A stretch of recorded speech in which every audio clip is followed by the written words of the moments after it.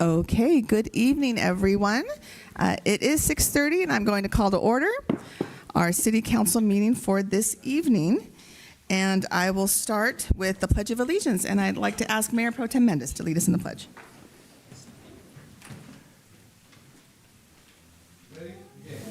I pledge allegiance to the flag of the United States of America and to the republic for which it stands, one nation, under God, indivisible, with liberty and justice for all.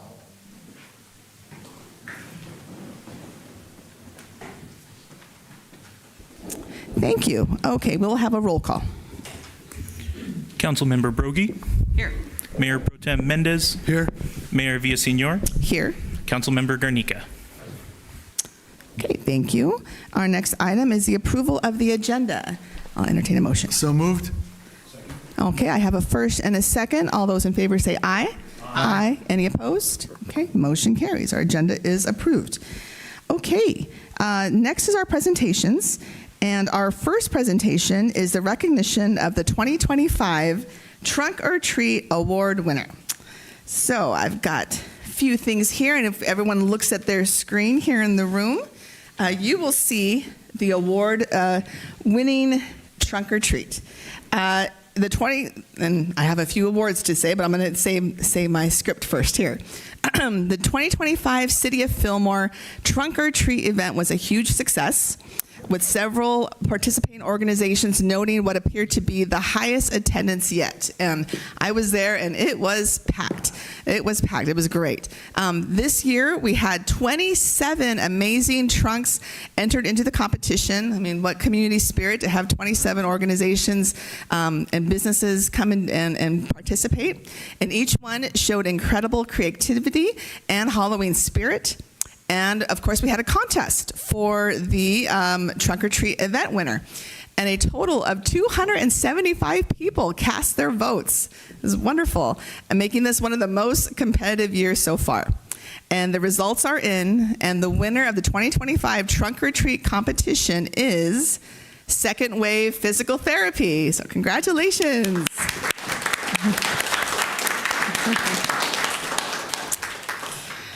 And so the Second Wave Physical Therapy, they had a Super Mario themed trunk.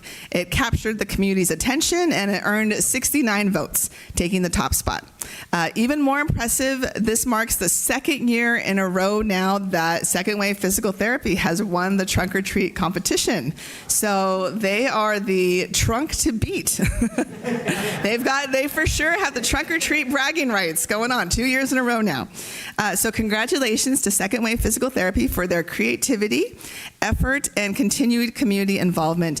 And thank you again to everyone who participated and helped make this event one of Fillmore's best yet. And I just have to say, 27 entries is amazing.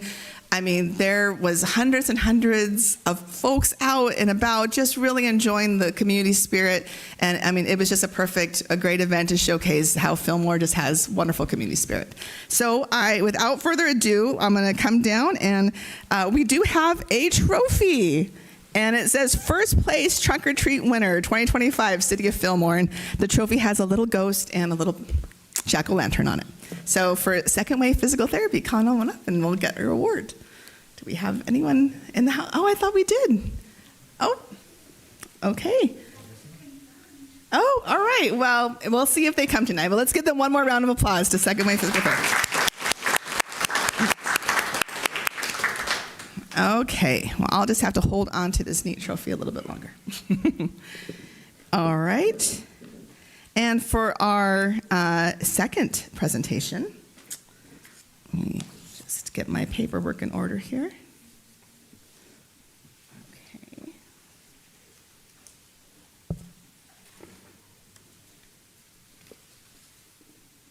Okay, our second presentation is very special. This is honoring Victor Casas for his retirement and dedication of service to the City of Fillmore. And before I come down and congratulate Victor, there's going to be some words, and I'm going to read the proclamation, and there'll be some words from our staff here at the City of Fillmore. In recognition of valuable service to Victor Casas from the City of Fillmore, 2003 to 2025, Whereas Victor Casas has honorably served the city of Fillmore as a facilities maintenance worker from August 2003 through October 2025, devoting more than 22 years of exemplary service to the citizens of Fillmore.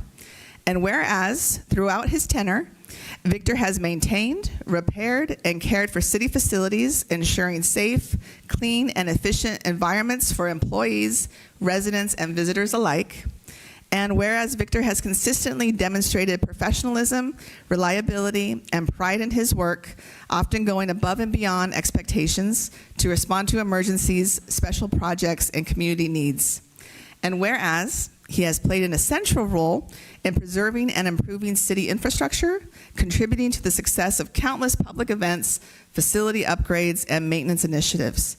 And whereas Victor's strong work ethic, craftsmanship, and attention to detail have served as an example to others, ensuring that every project he undertook reflected quality, care, and dedication to excellence. And whereas the residents of Fillmore have benefited greatly from Victor's years of service, dedication, and contribution to maintaining the beauty, safety, and functionality of city facilities, now, therefore be it resolved that I, Cristina Villaseñor, Mayor of the City of Fillmore, on behalf of the Fillmore City Council, do hereby commend Victor Casas and ask all those present to congratulate Victor and thank him for his many years of service to the City of Fillmore and to wish him well in all of his future endeavors.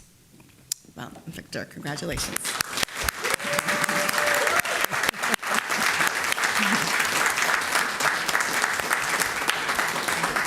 And before I come down and give this wonderful resolution of recognition to you, I'd like to pass the mic over to our city manager, Erika Herrera, and also I know that Joe Baloma would like to say some words as well. Victor, on behalf of all the staff, I want to thank you for your hard work, your dedication, your commitment, your loyalty, not only to us as the city, but to all the residents. You are going to be missed. I'm very happy that you're going to be able to enjoy your retirement, but thank you very much for everything that you have done throughout the years. I know there were some ups and downs, but we're very happy to see you retired, and I hope that the stress levels are now less and that you can genuinely enjoy this time with your family, and wish you nothing but the best in this new stage that you're about to, and chapter that you're about to begin. So thank you very much for everything. You are truly appreciated. And I believe Joe also has a couple of words for you.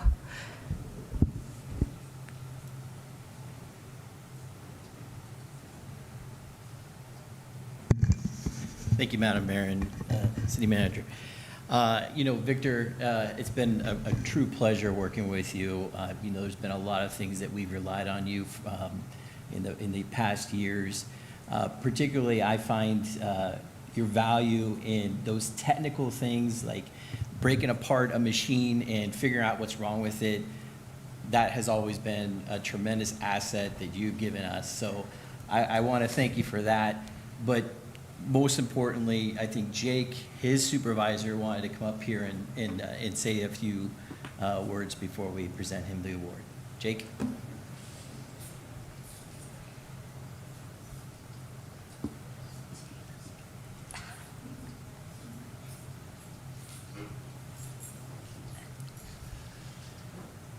Well, I don't know what else I can say that hasn't already been said by everybody, but on behalf of our department, we wish you the best. We thank you for all the work you've done for us. I mean, a lot of the employees, there would always be some type of key missing that they wouldn't know what goes to what, and you'd always have that key and know where and what to do. You made my job very easy because you cared about your job and you worked. I mean, you kept the facilities going, you kept everything running smoothly, kept everybody safe, and we appreciate that. I mean, at this point, the best thing is just enjoy your retirement. I've already gone down, driving around the neighborhood. I see you walking through the neighborhood smiling, so I know you're happy and enjoying it already. So we appreciate everything you've done for us, and you're going to be missed. Thank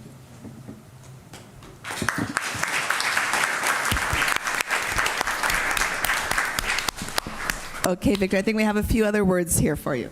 Victor, I just want to say thank you for your excellent service to the city and very commendable job. Thank you. Okay, I'll meet you down there.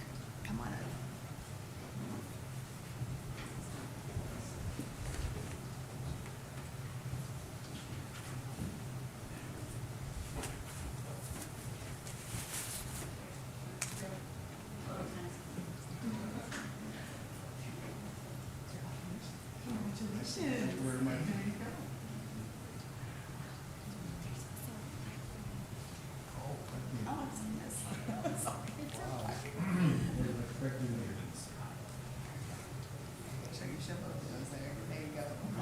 Right here. 1, 2, 3. Let's do one more. Congratulations.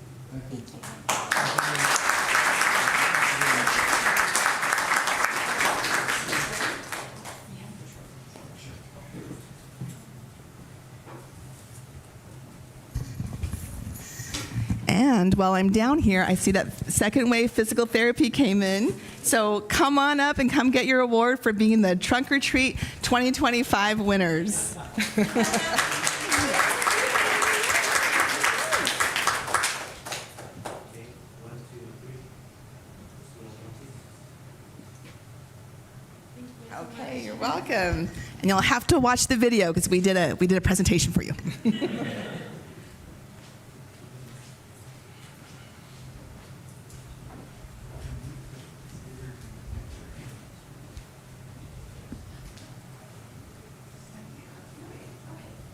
know what, Victor, we want all your family to come up. And so, Angel, let's have everyone take a family photo. Great suggestion, Carrie.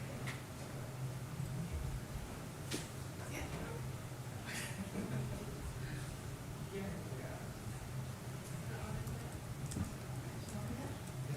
Okay, let's look at, okay, we're gonna make a group. Come on, John. Council members. Let's do a family one and then we'll do council members.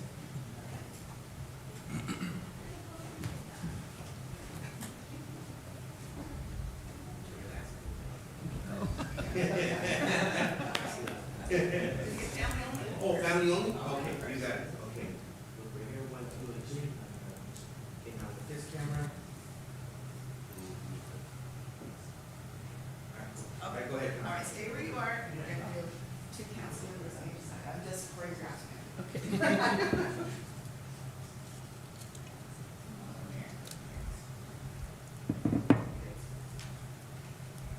One, two, three. Now this one.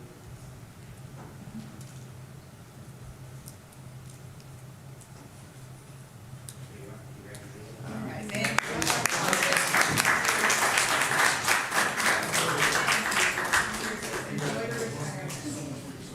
He already has that retirement club. Yeah,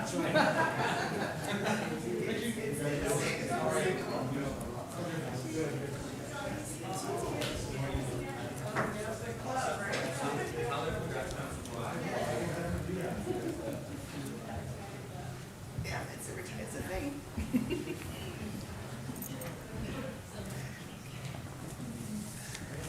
Okay.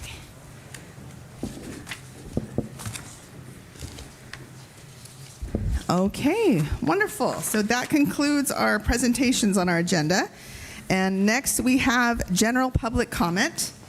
I do have 2 comments cards here. These are for items that are not on tonight's agenda. So I just want to check if there's any more general public comment that anyone would like to make tonight? Okay, all right. First is Norma Amato. Come on up, Norma, welcome. And we have 3 minutes. Okay. Good evening, council members and mayor. Oh, and make sure you're speaking to the mic, Norma. There you go. Remember last time I kept hitting it? Okay. Okay. Yeah, like usual, I'm nervous, so sorry. But this is about the events on Central. Having events on Central most of the time are great, and they bring tourists and they help us. But on the Day of the Dead, first of all, 3 other merchants told me they were never even notified about this, if that was going to happen. On the Day of the Dead celebration they had. Also, I was notified, but when they came to tell me about it, they said, we're going to be having it from 3 to the evening. Nobody ever told us during the day it would be shut down. What was very upsetting is it was shut down all the way from Santa Clara Street, all the way up the street to Sespe or further. So during the day, we got no business, no customers at all. Two of the businesses did get a customer that bought something from them. When I was talking with two of the other merchants, a young lady, I don't know her name or who she is, but she was one of the ones that helped put it together. She was disrespectful and telling us, like, we should support them, that we have plenty of parking for our customers. How can you park if they can't even get through Central? And even if they did come, Main Street was also blocked. So even if Central was open, they couldn't turn to Main Street to get to the alleys in the back. There was just no business.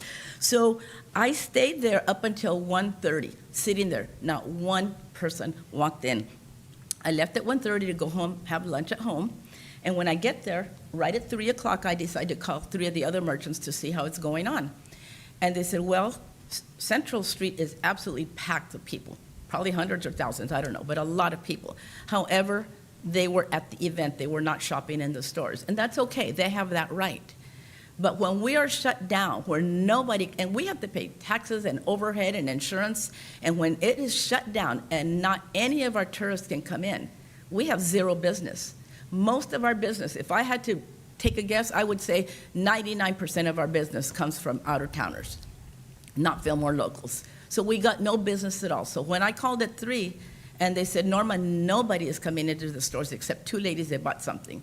Thought, why am I going to reopen again and nobody coming in? The other thing, too, when I decided to leave for lunch and I parked in back of my shop, through the alley, I'm going to go out through Main Street. I couldn't because they blocked it. Okay, that's fine. I'll get back in the alley, go the other way. They blocked the other side, too. Here, those of us that have businesses, they blocked both entrances. Luckily enough, there was a lady kind enough that she says, stay in your truck.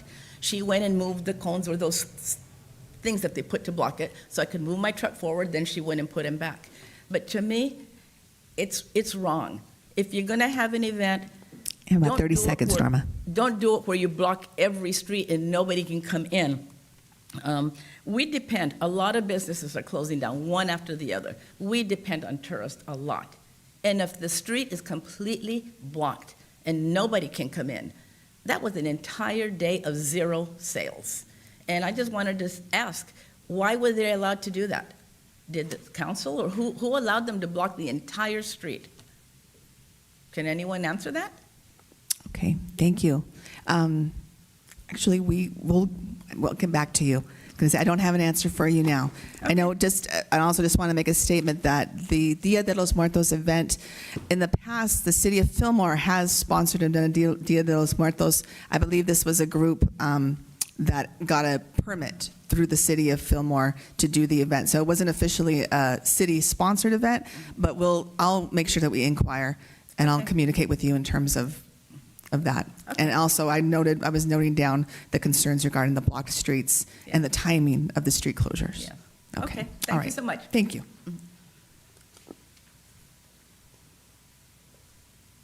Okay, our next speaker is Sean McCauley. Jacob, do you have those handouts? Yes, actually, I have them. Thank you. Let me pass them Good out. evening. I just want to make you guys aware of programming that we're doing at the theater through the end of the year, because one of the best advertising things for the theater is word of mouth. So as you will see on the sheets in front of you, we have children's movies running. This Saturday is Ratatouille. I actually have a Ratatouille from Walt Disney World. I will bring it. You can see it in person Oh. if you come to the movie. We're also doing a Christmas program on November 29th. We will have live music with our own in-house band before we show the movie Elf. We will be giving out free elf hats at that event. That is sponsored by the local Rotary. We will also have photo opportunities with Santa, Bruce Johnson, anyway, as well. And that'll be on November 29th. Our big event this year, this is going to be our third children's theater, coming on 2 different weekends. Previously, we just did it on one weekend. So December 6 and 7 and 13 and 14, we will be featuring a play called The Grunch. It's a takeoff on The Grinch. The kids have been working hard since September. We just finished refinishing the stage floor at the theater. Sean, just real quick, so the grunch, as in you, Correct. not Grinch? It's on the sheet. Okay, just wanted to clarify that point, thank you. We just finished refinishing the stage floor, thanks to some wonderful volunteer help from Scott Brogy and Matt here in town, and that we did that specifically for the children's theater. So they'll be able to perform on a theater floor that doesn't come off every time I sweep it or mop it, kind of stuff. After that, we are bringing in the Rocky Horror Picture Show. This is a group from Santa Clarita. They have been doing it for the city of Santa Clarita for the past 5 years, but they've been doing it in a recreation hall there at the city. They typically get, I think it's between 120 and 150 people at this event, and they always sell out. They were looking for a theater to get out of a rec hall, something that was more conducive to the actual Rocky Horror Picture Show thing. There's 4 sheets that I gave you. So kids' movies, The Grunch, Elf, and Rocky Horror. Okay, so I got through all 4 of them. So I just wanted to say, Erica, welcome back. I'm glad you're here. I just want to say thank you to all of you, the city council and the city, for being very supportive of the theater. Central is in need of stuff to do. And right now, the theater is kind of it. I have empty buildings on both sides of me, and we all know the other empty buildings that are on Central. Hopefully the theater can survive, but it can only survive if you all buy tickets. Every dime that we get goes back into doing something with the theater. So thank you all very much. We'll see you at the movies. Wonderful. Thank you, Sean. Got an applause for that. Love it. Thank you. Okay. All right. We are now moving on to our next agenda item, which is our city council reports, recommendations, comments, and any committee, commission, and board report outs. So I turn to my fellow council members. Any report outs? Carrie looks like she's ready to just, okay. Okay. On November 7th, I attended a Ventura County Transportation Commission meeting, and in addition to all sorts of other matters related to transportation within the entire county, we had a long presentation on our local railroad bridge that has been down forever and ever, and the original anticipation is that it would be completed by the end of October this year, and like anything else, there's delays and so many agencies and contractors involved, so it's pushed now to completion in February, so February 26th. We're anticipating this upcoming rain starting tomorrow. Big concerns with regard to the rains causing further damage, but they did some preemptive work on it so that they wouldn't encounter the issues that they had from the previous rain from 2024 that caused so much damage. So anyway, so we did that. I did that on the 7th of November. And then on the 3rd of November, I participated in a disaster training for elected officials right here in City Hall, and it was conducted by Patrick Maynard, who's the director of the Office of Emergency Services for the county.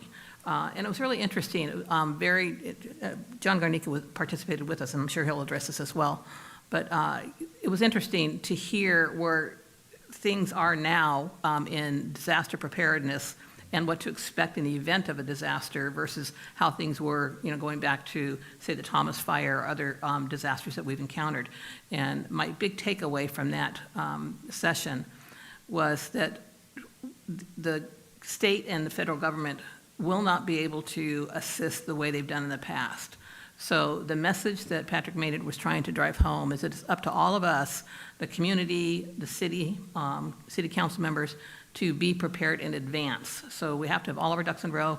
You hear this mantra a lot about being prepared for, your box of, food and flashlights or whatever. But even beyond that, make sure that your earthquake insurance is up to date if you're able to obtain it, fire insurance, whatever. But everything has to be done because we're not going to get the assistance that we did from FEMA and from the state like we did in the past. And it's an ongoing issue for just across the country, basically. So that was on the 3rd, that session.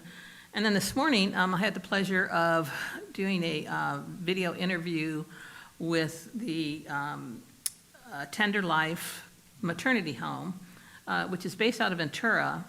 And I don't think there's a whole lot of people in the community that are aware of the fact that we have what a Tender Life maternity home calls their graduation house, which is right here down the street, half a block down from City Hall right here. And so they're using it. It's the first time since Tender Life started in 1983 or 84 that they've had a residence that's designed specifically for unwed mothers who have given birth. They have a home to move to now. So that's right here in Fillmore. So they go through the pregnancy in Ventura with a lot of training, if they need to finish their high school education, those types of things, that they get assistance there for that. And then once their baby is born, then they were able to move up here to Fillmore to they call the graduation house. And right now, there's a huge push, and this was the purpose of the video that we worked on this morning, raising funds for an ADU that will be placed in the back piece of the property, which is a very long, narrow piece of property that will easily accommodate it. So it's just something that I want the community to be aware of, and they're always looking for assistance, and you'll hear more about this as the weeks go by. And I'm going to certainly get more involved in, sponsoring maybe one of the families here over the Christmas holidays, or all sorts of needs that they have, and just reaching out and providing a community atmosphere to these moms with their newborns and their toddlers that are in this new house here.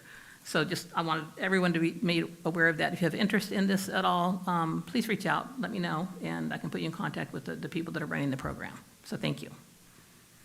Thank you, Carrie. Wonderful. Thank you for your update, Carrie. Appreciate all the information. And John. Yes, so I have an update as well. So like Carrie, I attended the elected officials' role in disaster preparedness training on November 3rd by Patrick. Like Carrie said, a lot of the emphasis was on obviously being prepared and making sure that we as a community take control of our future as opposed to waiting for something else to happen. And along with that, also I want to remind people there was a recent, on October 28th, there was a video conference with the state insurance commissioner as well as the state fire marshal, and what their presentation was some of the legislation that's being passed in Sacramento, specifically to address hardening houses against fires that might come, wildfires or any fires for the structures. And the emphasis for the fire marshal was really describing some of the research that's been done about the zones around homes and how to harden the house so that it doesn't catch fire. It's really interesting, and I'm going to post a link at some point to a short. It's 90 minutes long, but really the important parts, you don't have to wait through the whole 90 minutes. I cut it down to maybe about 12 minutes that you should really pay attention to, so that you're aware of what's going on at the state level to address some of these issues. So that was on November 3rd. On November 7th, I met with Ventura County Association of Realtors, Rob Leatherman and Cindy Diaz, and their main thrust was they just wanted to get my opinion on what I thought about affordable housing and the housing crisis that we have. And really, I was there to listen. As a new council member, I wanted to hear what they had to say, what they thought their solutions were, and they were really looking for support. So I didn't make any commitments, but I was happy to listen to what they had to say. And then on November 11th, I was a keynote speaker for the Veterans Day parade and ceremony that was held here on Central Avenue, as well as we fed all the veterans as well, me included, down at the middle school. It was really great. They fed us tri-tip and beans and rice. It was excellent. And that's it for me. All right. Thank you very much, and congratulations on being an honoree this year in our Veterans Parade. Yes, well done. Any updates, Mayor Pro Tem? Okay, great. I don't have a particular update. I did have our Ventura Regional Sanitation District meeting. It was pretty much business as usual. I had mentioned in a previous meeting that we are going forward with our contract to look at potential expansion of the Tolan landfill. Right now we're fulfilling the fourth and final cell, meaning that the landfill life right now is no more than, I want to say 10 years, 12 years. And so we should know by early spring if a potential earthquake fault line may be in this expansion area. If so, that would really alter any kind of plans for expansion. But if not, I'll keep you posted on business as we try to see if that happens. I do have some things coming up actually tomorrow that I actually just wanted to mention. I am, let's see here. I have a busy day tomorrow. I am attending a forum on housing farm workers here in Ventura County. That's an ongoing, very important topic. There is some farm worker housing over in Somas area, the outskirts of Camarillo. Potential housing also, it's called Ventura Ranch, which is sort of up Ventura Avenue going along the 33. And that's in the works, but there's a desperate need for housing everywhere, like you mentioned, the housing crisis, and particularly for farm workers. So I'm looking forward to that forum tomorrow on housing for farm workers in Ventura County. Tomorrow also, I will be reading here in town at the local Tri-Counties Regional Center. We have a regional center right along Highway 126 between Bunham Chevrolet and the McDonald's and the building there. And so I'm looking forward to that, to meeting some of the children, both young and the older children, and being able to participate in their reading program. I'll be attending in the afternoon. The city of Oxnard is hosting the last disaster preparedness for elected officials training, so I was able to get into that one. So I'll be there in Oxnard in the afternoon. And then in the evening, I will be in Santa Paula at the Blue Ribbon Hospital Task Force meeting. So I have not attended that one in a couple of months, and I think there's some really important updates about where we stand with the Santa Paula Hospital expansion potential build along Halleck and 126. So I look forward to hearing what that update is, and I'll report back. Okay. Yes. Carrie. Add one more thing.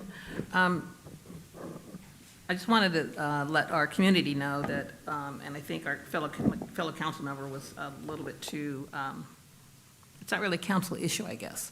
But I just want to share that our council member, Albert Mendez, participated in the New York Marathon this past week. Yeah. I won't say he came in first, but he did. and,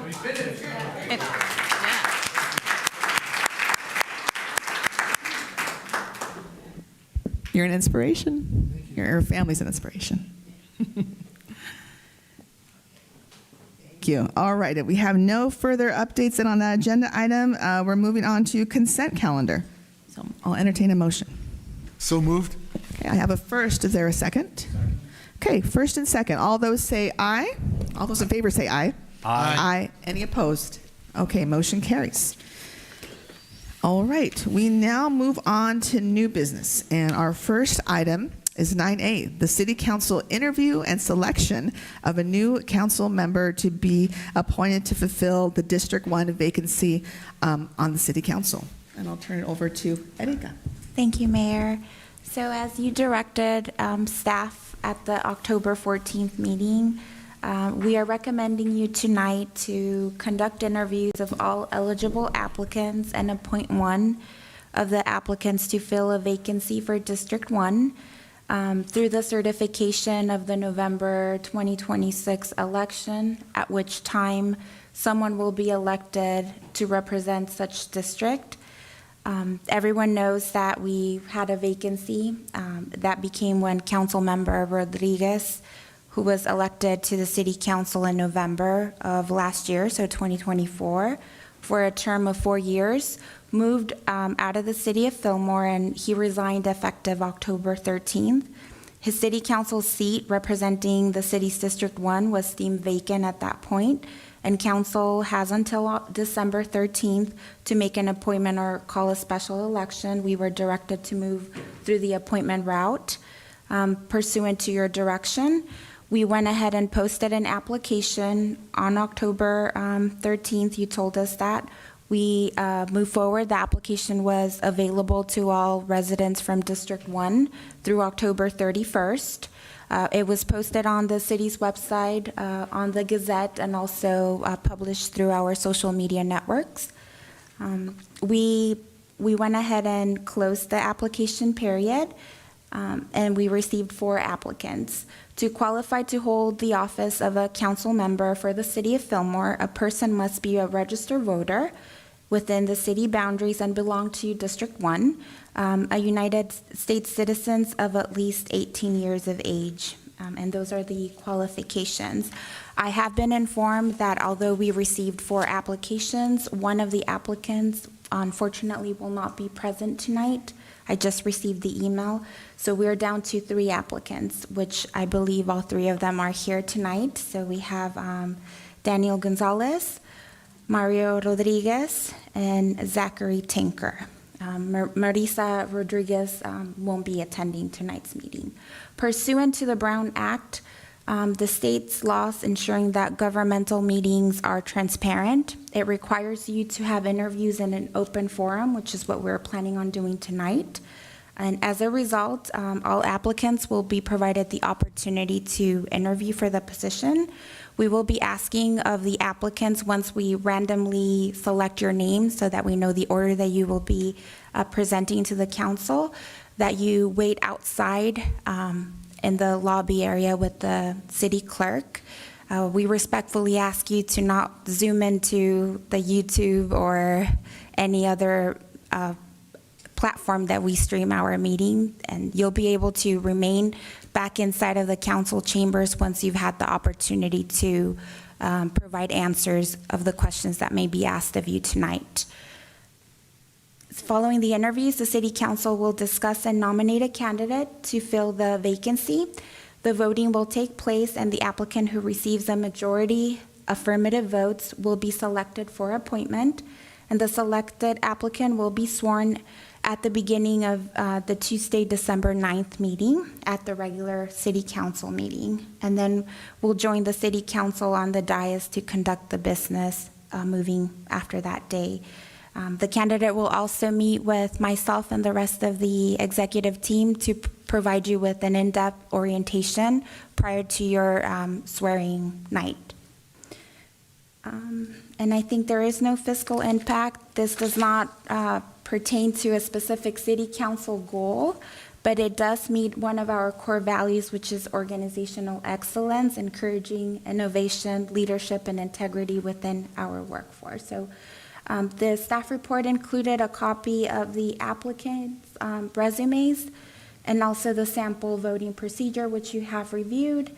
That concludes my presentation. I'm here to answer any questions, and you have a copy of the questions for your consideration and discussion prior to moving forward with the interview process. Okay, thank you. Council members, do we have any questions? Yes, I'd like to ask the council to add a question to the list of questions. Okay. All right, so we have a request to add a question. Is it one of these questions that are on here? No. It's an additional question. Okay. I think we can add additional questions. Sure. Okay. So I just want to check with legal counsels. Can we Yeah, the council discuss sets questions? the process, so if you want to replace one, if you want to add one, it's Okay. totally in the discretion of the consensus of the council. Okay. Yeah. Okay.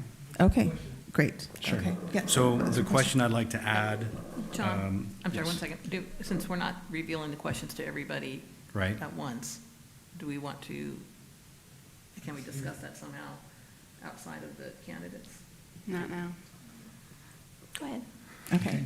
All right, Okay. so the question I'd like to add is, this would be to all of the candidates. If we did a Google search, is there anything that the council should or you think would need to know about you? Okay. All right. So can you repeat it one more time? Sure. If we did a Google search, is there anything the council should or you would want us to know about you? Okay. All right.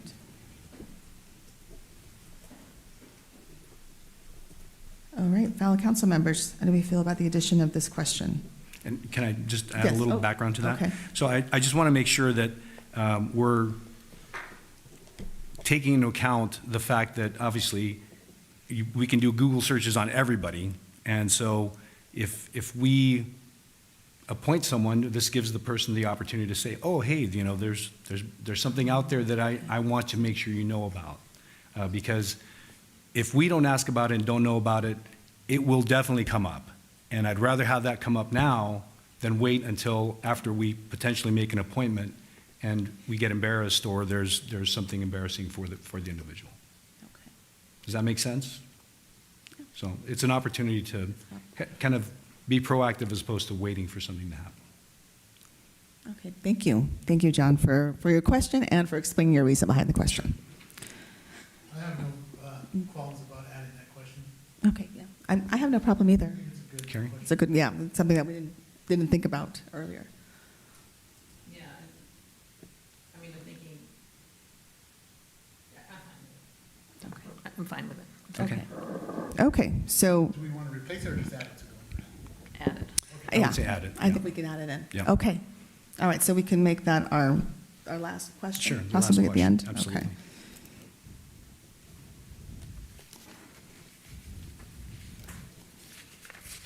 Okay. All right. Okay, so we've added an additional question. And Mayor? Yes. Do you want to discuss how you're going to ask the questions? Who's going to ask the questions? Are you all going to rotate one question just so that there's clarity? yeah, that was my next Sorry. thought on that. Okay, so we have a list of questions. We have 9 of them now. So we can do a round robin, or if we'd like, we can maybe have someone ask the first 2, 1, 2, 3, 4, 5, 6, 7, 8, and come back around to number 9. I like the round robin. The round robin? Mhm. Okay. Yep. Agreed. How about we start to our left with Carrie, and we'll start this way? That's good? Okay. All right. We'll start with Carrie then, and we'll do the same thing for each candidate. She has question number 1, and we'll do the round robin in that order. Okay, let's see here. Okay. Go ahead. Did you have another No, question? I was just going to say, Okay. so then at some point, are we going to ask or Yes. draw the hats? Yeah, Draw but the- I'm- Draw the names out of a hat to see who goes first? He's got Okay. those. All right, okay.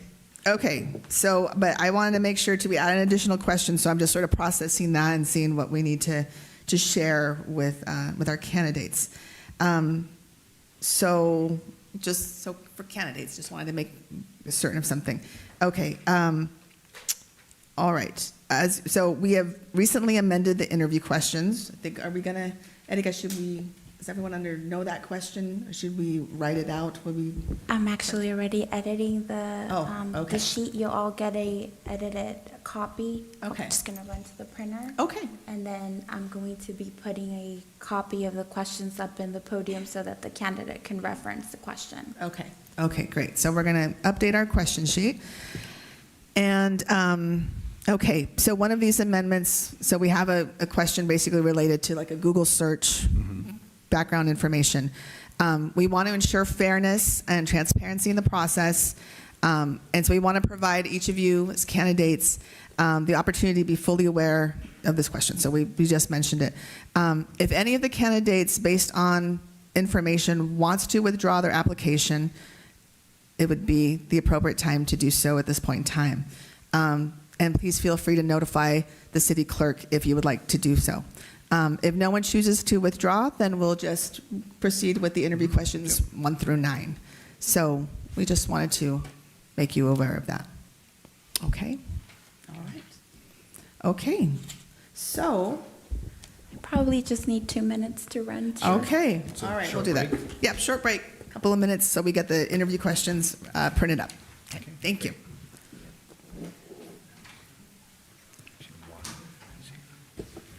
Is this your water? No, go ahead. Okay. Okay.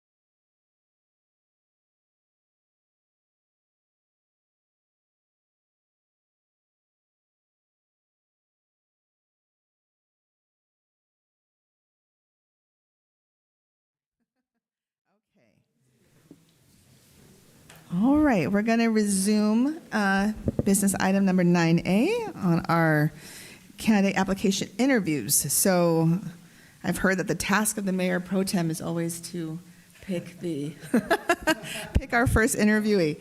So, all right. So we have everyone, okay, our 3 attendees. Yep. Okay. Oh, there we go. All right. Oh, don't get your hand stuck. Do you have just one? Yep, sure.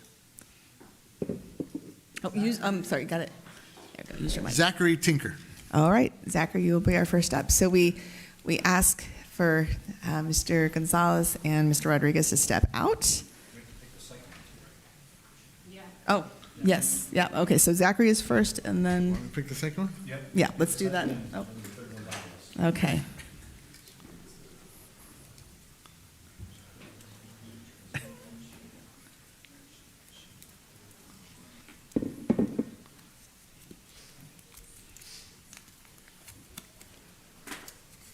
Daniel Gonzalez.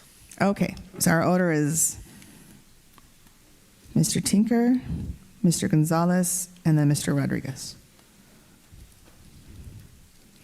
Great, okay. All right, so we will call Mr. Tinker on up to the Should podium. we close the door? Okay, oh yes, thank you.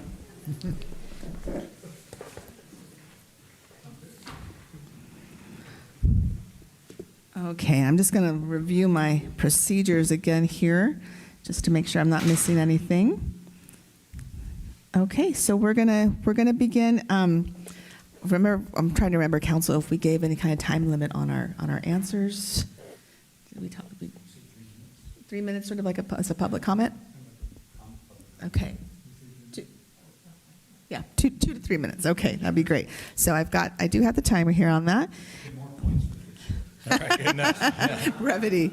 Okay, and we're going to start our round robin questioning with Councilmember Brogy with question number 1. Welcome, Mr. Tinker. Thank you for your application. We appreciate it. Thank you for the Our first opportunity. question, can you share an example of a time when you made a decision for the greater good that did not align with your personal beliefs, did not benefit you personally, or may have even been to your disadvantage? Yeah, actually, applying for this position kind of rings true for that. You know, I felt a call for service there. I think I have my plate full with my family and my law firm, and I can't say that this doesn't align with my personal beliefs, but I definitely do feel that it could be to my disadvantage to commit my time and energy here rather than my family. But I feel called to serve in that capacity, so I think that's worthwhile. I have a pretty strong moral compass, and it's hard to waver me off of that. But at the Public Defender's Office, you know, my role is not to teach people how to live their lives or do anything like that. It's to be their staunch advocate, right? And I routinely represented clients from Fillmore, not convicted, but charged with DUIs, for example. I have been a victim of 2 DUI crashes where I was not at fault in either of those, one as a child, one as an adult. And then I also have a friend that killed somebody in 2009. And he was drinking and driving, didn't want a second DUI, let the cop pull over and took off. And that had a really big impact for me. He's since been released, and I am kind of a partner in his rehabilitation now. But representing people full bore in that capacity as a public defender and honoring my role in that is something that went against my personal beliefs, but I think it was for the greater good. So, absolutely. Okay, next question. If appointed, will your voting record reflect that you serve only your district, or will it demonstrate that you are serving the greater good of the entire community? My voting record as in once I'm appointed moving forward, or voting record up till now? Going forward, how I vote Voting on council. city issues. Understood. No, I think it'll be, well, I guess I don't fully understand what my role is as District 1's council member. So if there's a limitation to that where I am supposed to be hyper-focused, I'd be curious about that and how that role would play. But I think ultimately, unity throughout all districts in the city, if we have a small town here, would be beneficial for all. So I would seek to do that. Okay, thank you. What are the most important issues you would like to address as a council member? The vacancy. I think that's absurd that we have a vacancy, and I'm really proud of the council for acting the way that you have. I think as far as city issues go, beyond that, I think we have a growing homelessness issue in our city. I think that ties right in with the housing crisis that has been spoken about already. I'd like to pitch in on that if I can. And we do have that in District 1. Absolutely. Thank you very much. Okay, as a newly appointed council member, how do you plan to get up to speed and learn about the various issues currently facing the city, along with the background information and guidance provided by staff? That's a great question. I think coffee is a wonderful tool, both drinking it and meeting with others to have coffee together and get caught up to speed. I also really appreciate that all of our city council meetings are archived and going back at least a year, it seems like, so I can get caught up on those. My family knows that I do typically tune in on Facebook Live and listen to it in the background as we're cooking dinner or whatever, and just try to stay apprised of what's happening in the city. But I'm not blind to the fact that I would have some catching up to do. So I would just do that diligently, and I don't think I'd have a problem there. Okay, thank you. Yeah, absolutely. Okay. How do you view both the city's role and your role as a newly appointed council member on issues important to our residents and the city? On issues important to our residents and the city, I think first and foremost, we need to listen and serve. I think those are the two biggest things. I'm not coming in here with my own agenda. I'm not a career politician. You know, I'm here to serve my community, full stop. And I think that this would probably be the extent of my service. It would be city council. I don't think I'm going for state assembly or anything like that. But, you know, listening to the needs and exigencies of our residents in the community, making sure that we have a plan in place to address those needs. I really appreciated Madam Mayor's response to Norma's concerns regarding the Day of the Dead celebration and the timing of that. And I think, you know, just being able to voice that back to her, and I would assume that Norma felt heard, respected, and I think that's a great way to treat residents in our city. Great, thank you. Yeah. How do you approach working with people or on topics that have opposing views to your own? God gave me 2 ears and 1 mouth, right? So shut my mouth, open my ears. I really try to seek to understand when I'm working with people with different views to my own, and just recognizing that, you know, everybody has their own experiences and their own backgrounds, and everybody's opinion is valid. Whether or not that's the route that we end up going is kind of a different question. But seeking to understand people at a really deep level would be how I'd answer that. Yeah. Thank you. Absolutely. Okay. How will you engage residents, especially youth and working families, in city decision-making? I will get the word out. Absolutely.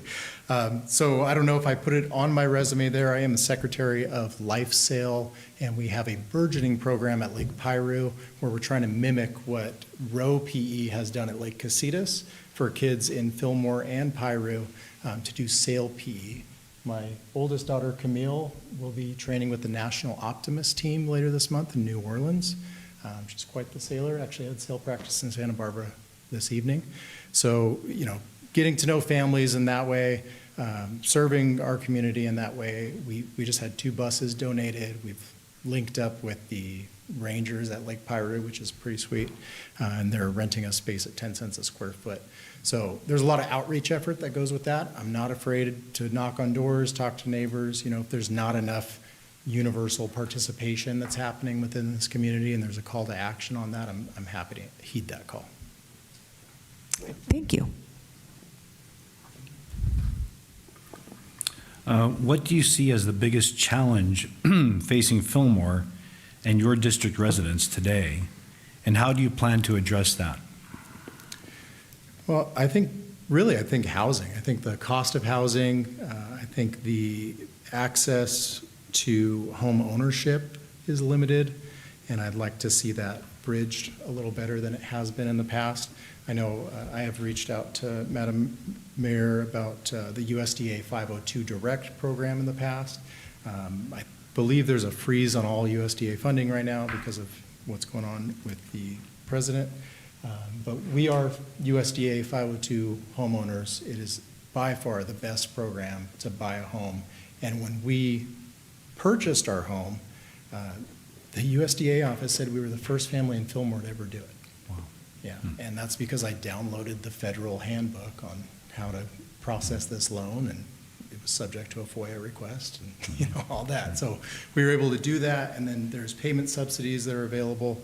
Not saying that that's the only route, but making sure that people understand that there is a path to home ownership, whether that's Cal HFA or whatever it may be, and then also getting one-stop connected up here, making sure that the people who are living in Sespe Creek behind our house know what resources are available, and that there is housing, and there is transitional housing, and there's shelters, and I'd love to see a shelter here in Fillmore. I don't think we have one, but I could be wrong about that. But I think that is the biggest challenge, one of the biggest challenges facing Fillmore.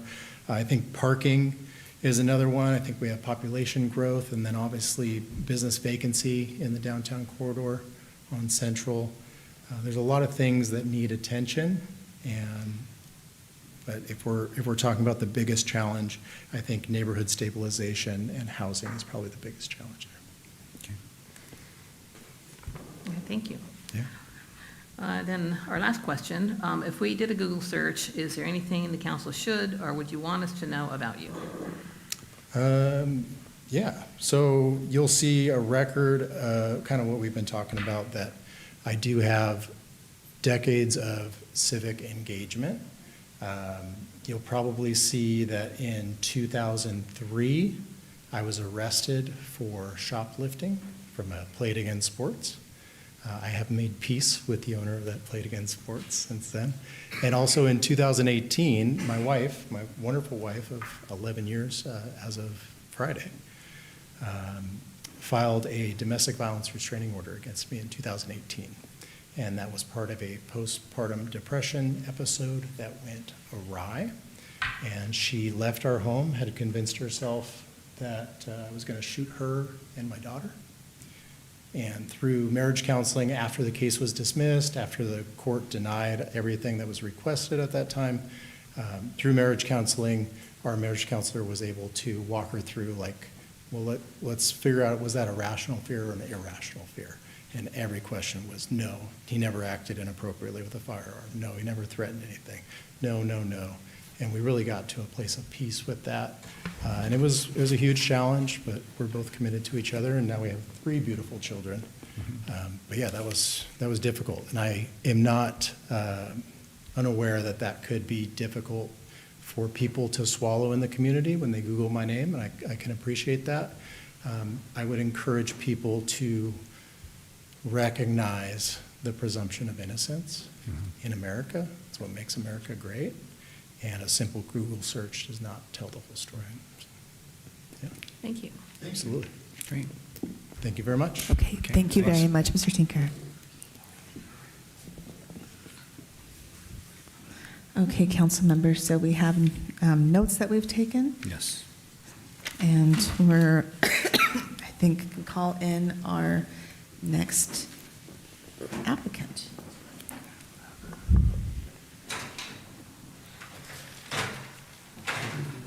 Thank you. Thank you, Zachary. Yeah, don't. Zachary, you can Sorry, stay if just you to want. let you know, Mr. Tinker, we just want to get his attention before he leaves, Mr. Tinker. Can you get his attention? Call him back.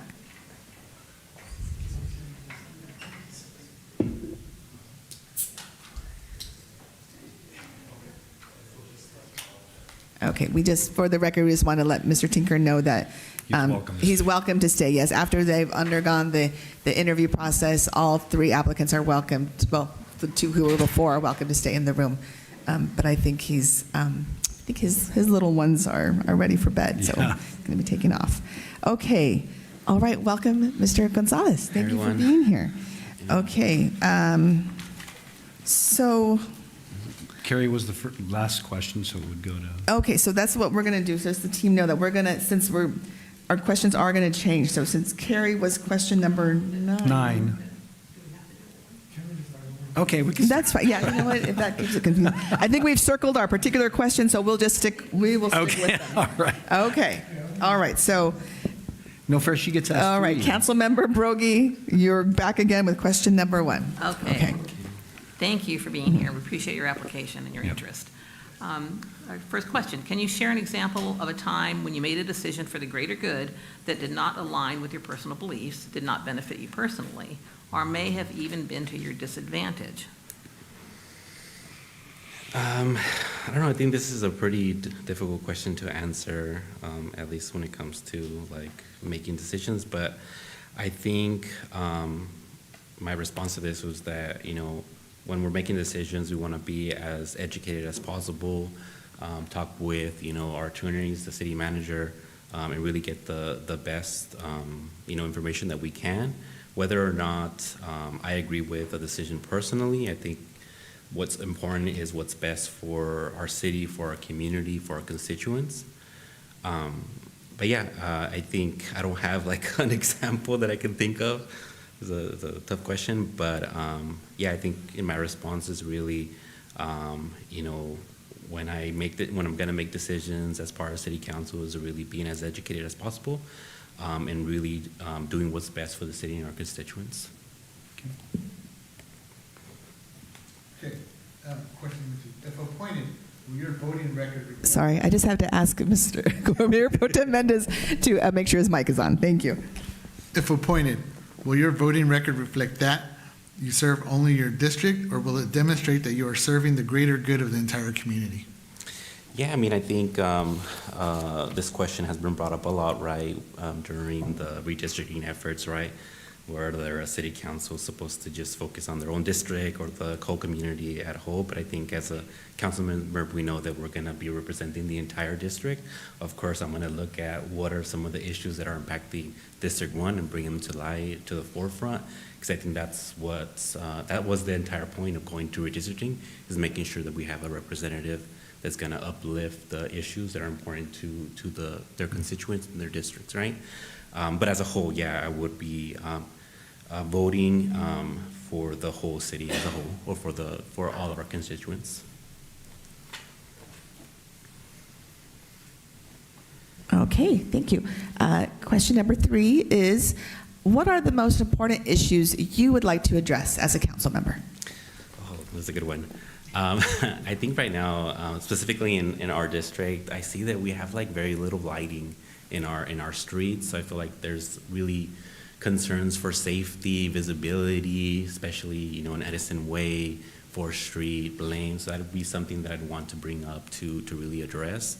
I think there's also the issue of, you know, getting our community involved, right? I feel like that we don't have a lot of folks in the seats, right? As well as, you know, bringing more representation for our, you know, Spanish-speaking community, right? I think that would be something that I'd want to address, is really bringing more folks to come and participate in you know, civic duty, right?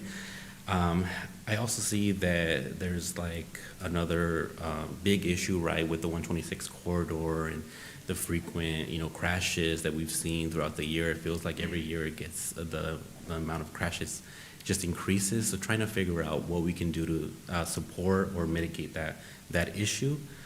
And I think just in general is just, you know, trying to maintain our infrastructure, right? Pave our roads, continue to build up or improve our parks. And I think just finding more resources for our young youth, right? So they have more to do and are not causing trouble in the streets and stuff. But yeah. Okay. All right, thank you. Okay.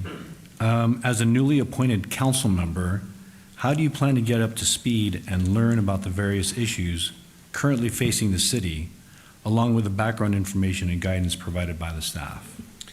Yeah, I mean, I think it's really just, you know, trying to read up and, you know, watch past city council meetings to get up to speed. Also having conversations, with my neighbors, with our community. I had an amazing opportunity to go out and canvass and talk to our residents in District 1 when I was running for the position last year. So I got to really listen and get to know folks and really understand what they cared about, which is infrastructure and parks and stuff like that, right? But yeah, I think in regards to me, it's really just figuring out a way, and I think Councilmember Brogri has like an excellent example of like hosting meetings and having people come and participate, and just an opportunity for them to know that there's a time and a place where you can come and ask more questions if you don't feel comfortable being here in this official setting, because it is scary sometimes. But yeah, just making sure that I do my due diligence and read up and read those packets, those agendas that are created. And I just do my best. I'm not going to know everything. I don't think that's our role as council members, right, to know everything, but to at least be as knowledgeable as possible and ask questions when we don't know. So, yeah.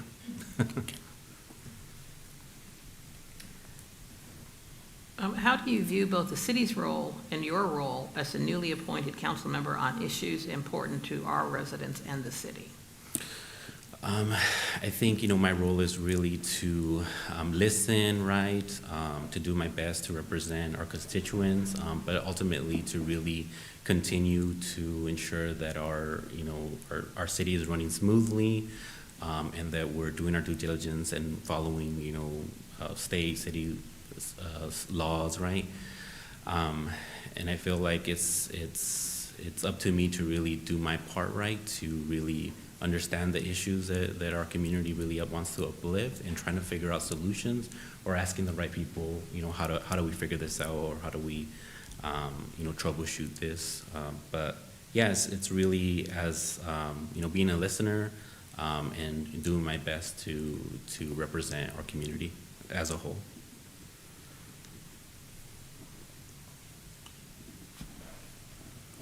How do you approach working with people or on topics that have opposing views to your own?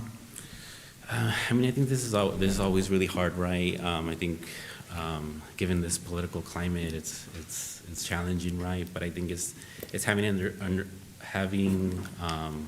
doing your best to understand where they're coming from, as well as trying to find the middle ground, right? I think if we have opposing views, we're probably never going to come to agreement.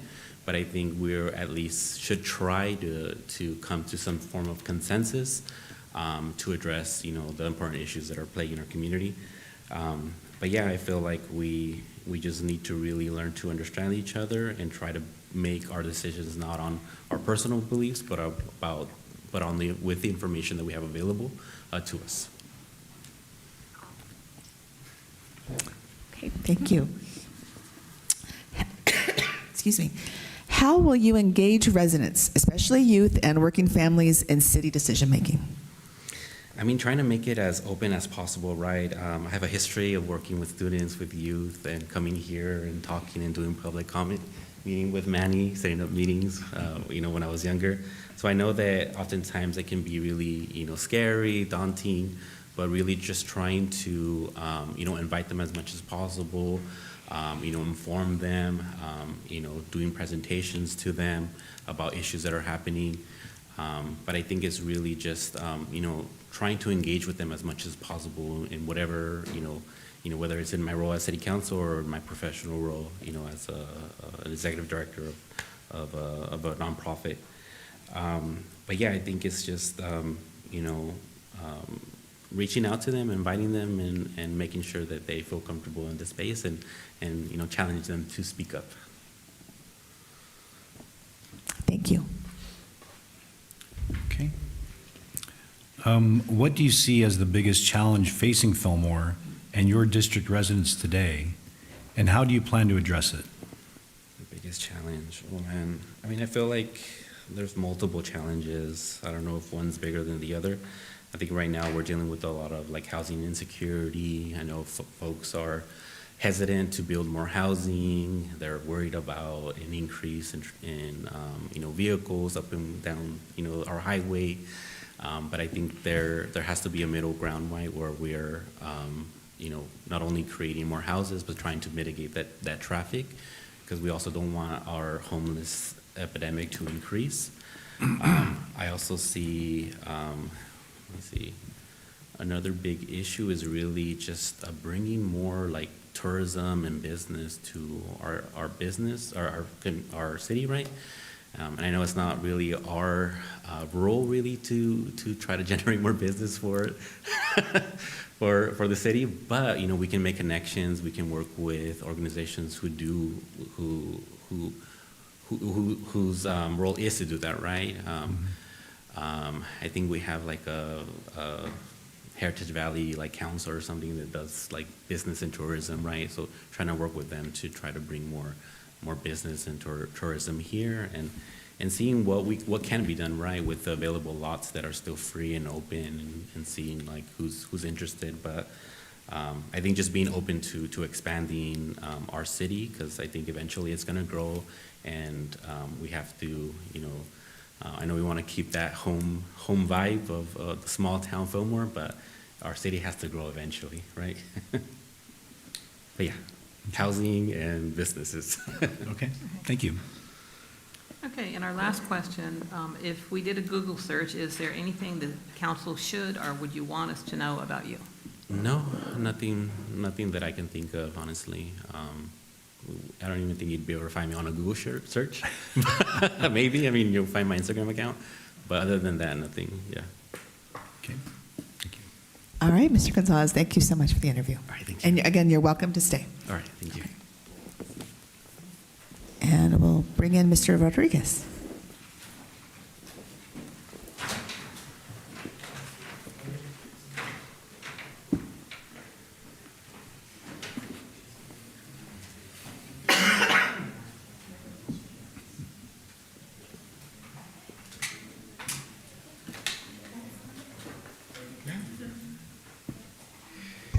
Hello. Okay, welcome, Mr. Rodriguez. Okay, we have our set questions here, and Councilmember Brogy will start with the first one. We'll wait for the door to shut over Oh, here. okay. Okay, I don't want him to be disturbed by it. Okay, can you share an example of a time when you made a decision for the greater good that did not align with your personal beliefs, did not benefit you personally, or may have even been to your disadvantage? Wow. I'm trying to think whether it's personal or professionally. Either. Either? Okay.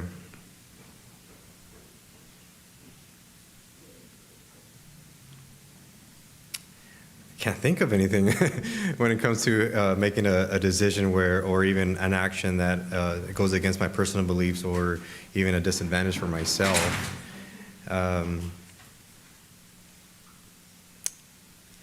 I know it can be very challenging for some, but I think that the line of work that I do for the community and with my employer, I am come across a lot of situations where I'm put to be where I'm. No, that's not true either.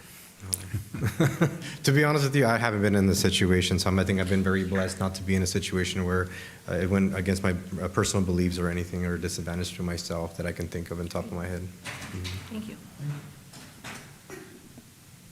If appointed, will your voting record reflect that? Let me start over. If appointed, will your voting record reflect that you serve only your district, or will it demonstrate that you are serving the greater good of the entire community? I would definitely say would be yes, to represent my district, but at the same time, I want to make sure I'm representing everybody and as a community as a whole, because every decision that we make in here affects everybody in this community of Fillmore, or the city of Fillmore. Okay, thank you. Excuse me. Question number 3 is, what are the most important issues that you would like to address as a council member? A lot of it is I want to help local businesses and then also help businesses to come and set up shop. Fillmore is developing tremendously, and it just makes me so happy to see new faces and more community events. So I definitely would love to help soften that process for members to, outside businesses or even local businesses to come and set up shop. In addition to that, I definitely want to help out with making Fillmore look beautiful. And so, and there has been a lot of efforts and has been a lot of development to making sure that the cities of the roads of Fillmore and are looking much better. Residents are much happier. So I definitely want to be more part of that and move forward with more of that. In addition to that, I also want to start tackling the homeless crisis that we have as well. I've been having some talks with the other members of the Tri-County community, which I'm part of, Santa Barbara and also San Luis Obispo, and they're talking about some really good things that have been happening, some strategies, and wanted to see if we can implement some of those here, see if we can, see the outcomes that we wish to see. Okay, thank you. Okay. As a newly appointed council member, how do you plan to get up to speed and learn about the various issues currently facing the city, along with the background information and guidance provided by the staff? I'll definitely ask, and also I want to survey the land as well, do some data walks to figure out what the community also sees, because when it comes to the office or the officials, they see certain things, but also I also want to see what all the residents of Fillmore are also seeing and experiencing as well. So both ways, I want to be the people's voice, but also I want to know what all of you think and what ways that we can tackle those issues together. Okay, thank you. How do you view both the city's role and your role as a newly appointed council member on issues important to our residents and the city? I feel like I'm a bridge with the residents of Fillmore, especially for District 1. I've been really immersing myself in my community and being parts of different groups and things that they're saying. So I definitely would like to, again, be the bridge be the voice and letting the residents of District 1 that they're heard and their concerns are valid, and I'm here to represent them and be that bridge to the city, so they can live the best way they can and meet their basic needs. Thank you. How do you approach working with How do you approach working with people on topics that have opposing views to your own? That happens a lot when at work, when I'm working with different with organizations, whether government agencies or other community-based organizations. And with that, we all come together, and that's the beauty of collaborating groups, is that we all come with different backgrounds, different skills, different abilities. And as a result, we're able to see the different point of views and come up with a solution, a common solution. And so one of the things that I do is I like to listen. I like to know what's going on. I want to hear what other people have to say, and then after that, reflect on what we can do that's better for the community or the people that we're serving. And so in this situation would be the city, the residents of Fillmore. So I definitely would love to again hear everybody's point of view, and then come together to figure out what's the best for everyone.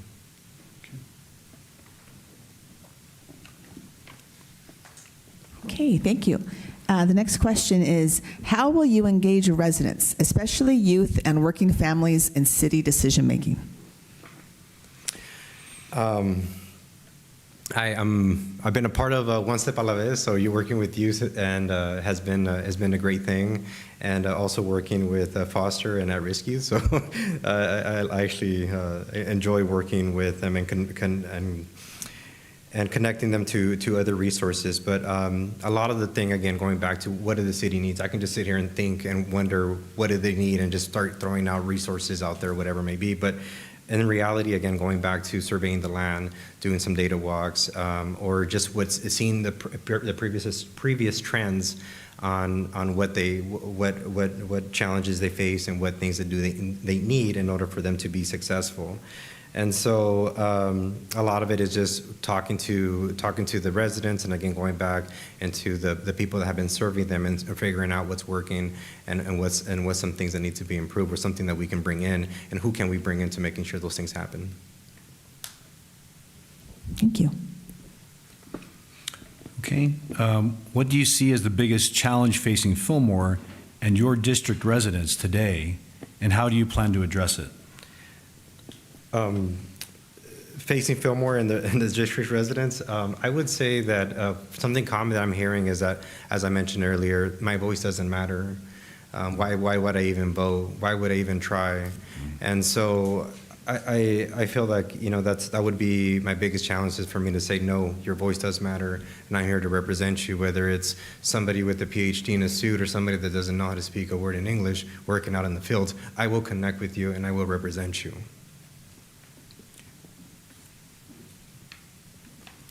Okay, and then our last question for you. If we did a Google search, is there anything the council should or you would want us to know about you? I think the two things that would come up would be my current employer and that I won the 2006 Mentor Spotlight Award. I think that's pretty much Can it. you repeat that last? My current employer, who I work with, and then also that I won the first National Mentor Spotlight Award. So that was actually pretty fun. Yeah, that was a big thing. Yeah, I put Fillmore on the map on that one. Yeah. Right. Well, thank you. Okay, thank you. Thank you. Questions?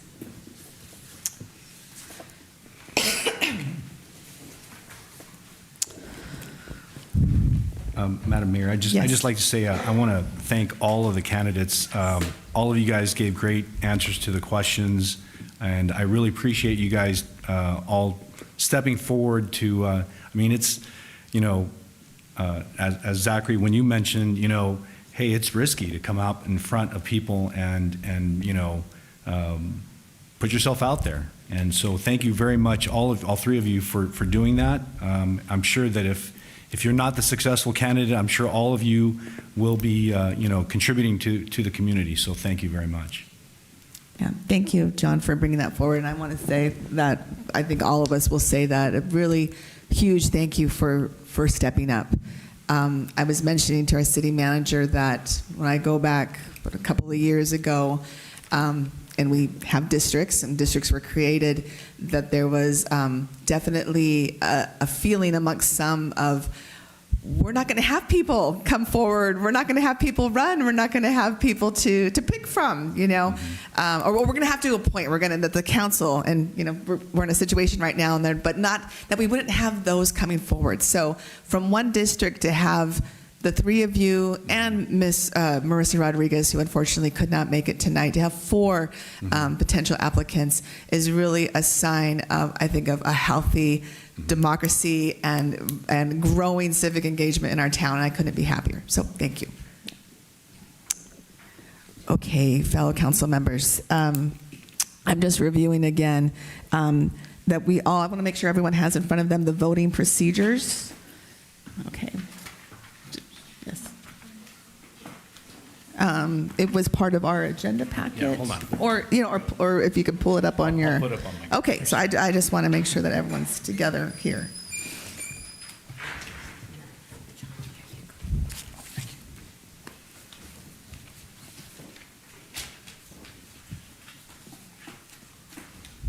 And if I can ask City Manager Erika, in terms of the votes, is this a vocal vote? Is this and maybe this is, I apologize that this wasn't a question I asked earlier. Like someone has to It make a would be motion? similar to a motion. Be similar to a motion. Right, Tiffany? Well, the way the process states, since we have three applicants, is that each council member votes for two applicants. So you might want to have just someone give their, like maybe have Jacob do a roll call down the roll and have each person say their two people to narrow it down. Okay. And then the applicants receiving the least number of votes are eliminated, and then you go from there. Okay. According to the policy. That makes sense. Okay. And again, just for clarifying, this is our voting procedure, but we also have room for discussion right at this point in time. Okay. So following our set out procedures that are in our staff report, now is the time for council member discussion, reflection of our three candidates that were here today that we interviewed. So I open up the floor to discussion. Sure, I'd like to speak. Okay, So, yes. I'd just like to say, I think, I wrote down, I was very careful taking notes of everybody's responses, and I have to say that you guys all did a great job. You guys did a very thorough job. I mean, some answers were a little bit better than others on a specific question, but I'd say overall, you guys were great candidates. So not only do I thank you guys for coming forward, but I also appreciate the fact that you guys, all three of you, were great candidates. So I'd like to say that. With that, I think we should go ahead and go to the voting. Okay, all right. I just want to see if there was any other comments or anything that council members want to make. Yeah, I agree. This is difficult. We have Yeah. 3 great candidates, and I want to share with you that I've been where you're sitting right now, only there were how many applicants? There were 14. 14 applicants. candidates. So it went on all evening long. And anyway, it's a difficult thing to do, and I can appreciate that. And I just say congratulations, all 3 of you. This is difficult. Yeah. Maybe we should just draw straws. What do you think? Okay. I concur. Okay, all right, we have concurrence. Okay. All right, yeah, we do. We do. We have excellent candidates. So, well then, this has been our discussion. We took our notes. We have our 3 candidates before us. I'll call for any emotions. And again, in the making of the motion, want to be clear that, is there questions? Mayor, Jacob will do a roll call. Oh, roll call. So, Okay. yeah. For 2. And then you can vote for 2. And then Okay. we'll start tallying them up that way. Okay, all right, so I'll hand it over then. Jacob will do the roll call, and then each council member be prepared with your 2 candidates that you will be letting Jacob know. Okay. All right, Councilmember Brogy, My votes go to Mr. Tinker and Mr. Rodriguez. Mayor Pro Tem Mendez, My votes go to Mario Rodriguez and Zachary Tinker.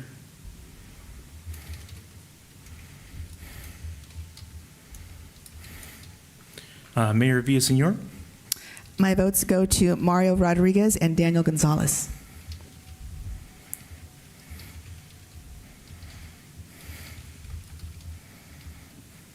Councilmember Garnica.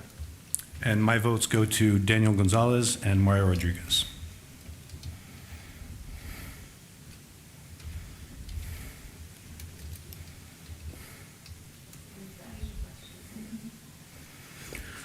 We have a tie, so we'll have to go to the extra questions. Okay, okay, so here's the twist. We anticipated this. We might happen. we did. We anticipate this may happen. So, candidates, we have Bonus questions. We do. We have bonus questions. We have 2 bonus questions that we hope will help us filter out. So it's only 2 questions, and I think we should just remain in the same order that we did before. So we'll have Mr. Tinker come up to answer these 2 questions. We'll ask Mr. Rodriguez and Mr. Rodriguez and Mr. Gonzalez to step out. Council will take notes, and then we'll repeat this process again. Mayor, if I could, Mr. Rodriguez has 4 votes, so he can stay in. He's going to be one of the finalists. I'm It's sorry. just the other Okay. 2 who will need to have council decide between. Thank you. Okay, so Mr. Rodriguez, you can stay. Mr. Gonzalez will step out, and Mr. Tinker will be up the podium for the next 2 questions. And we didn't say how these were going to be asked, so Carrie got to ask everyone an extra question, so maybe other people should go Yeah, this that's true. She time. got an extra question. that's true. Yeah. Okay, well, we'll just go down the line then. I will just, Yeah, have Albert start. Wait. We only have 2 questions. we only have 2 questions, and That's so we right. just have to stay with the 2 questions. So I nominate our Mayor Pro Tem to be the question number 10, and Councilmember Garnica to do question number 11. Does anybody have any objection to that? Nope, sounds good. Okay, so you 2 will ask the 2 questions. Okay. Okay. All right, thank you. And you'll have 3 minutes again for each question. Thank you, Mr. Tinker. How do you propose to make yourself accessible to your constituents? Oh, great question. I think that the Coffee with a Cop events are fantastic. I think Coffee with a Council Member would be a great addition to our city's approach to that. I'm available on Facebook. I'd probably make a separate page for something like this. And then also finding, when I was a Human Relations Commissioner for the city of Long Beach, We made a very ardent effort to make sure that all of our meetings were held in different districts throughout the city. And I think I would try to do that within District 1, different locations that were accessible to different people. Gill's Food Market being one of them, a little biased there from my wife's family. Yeah. Okay. You guys ready? Mm-hmm. Okay, next question is, tell us what you think is the best asset of your district. Best Sespe Creek, by far. I think, when my daughters went to Sunshine Preschool and we were able to walk on the Fillmore bike path, and the people that we see every day at the same time, you could just set your watch to them. There's some pretty amazing residents in this town, and they're just so dependable. And it's really neat seeing that. I think Sespe Creek being such a beautiful place really draws out the best in people. So I would say Sespe Creek is that, or Dolores State Park. There's some awesome events happening at Dolores State Park as well. Okay, thank you. Thank you. All right, thank you. Okay, now we call in Mr. Gonzalez. Thank you.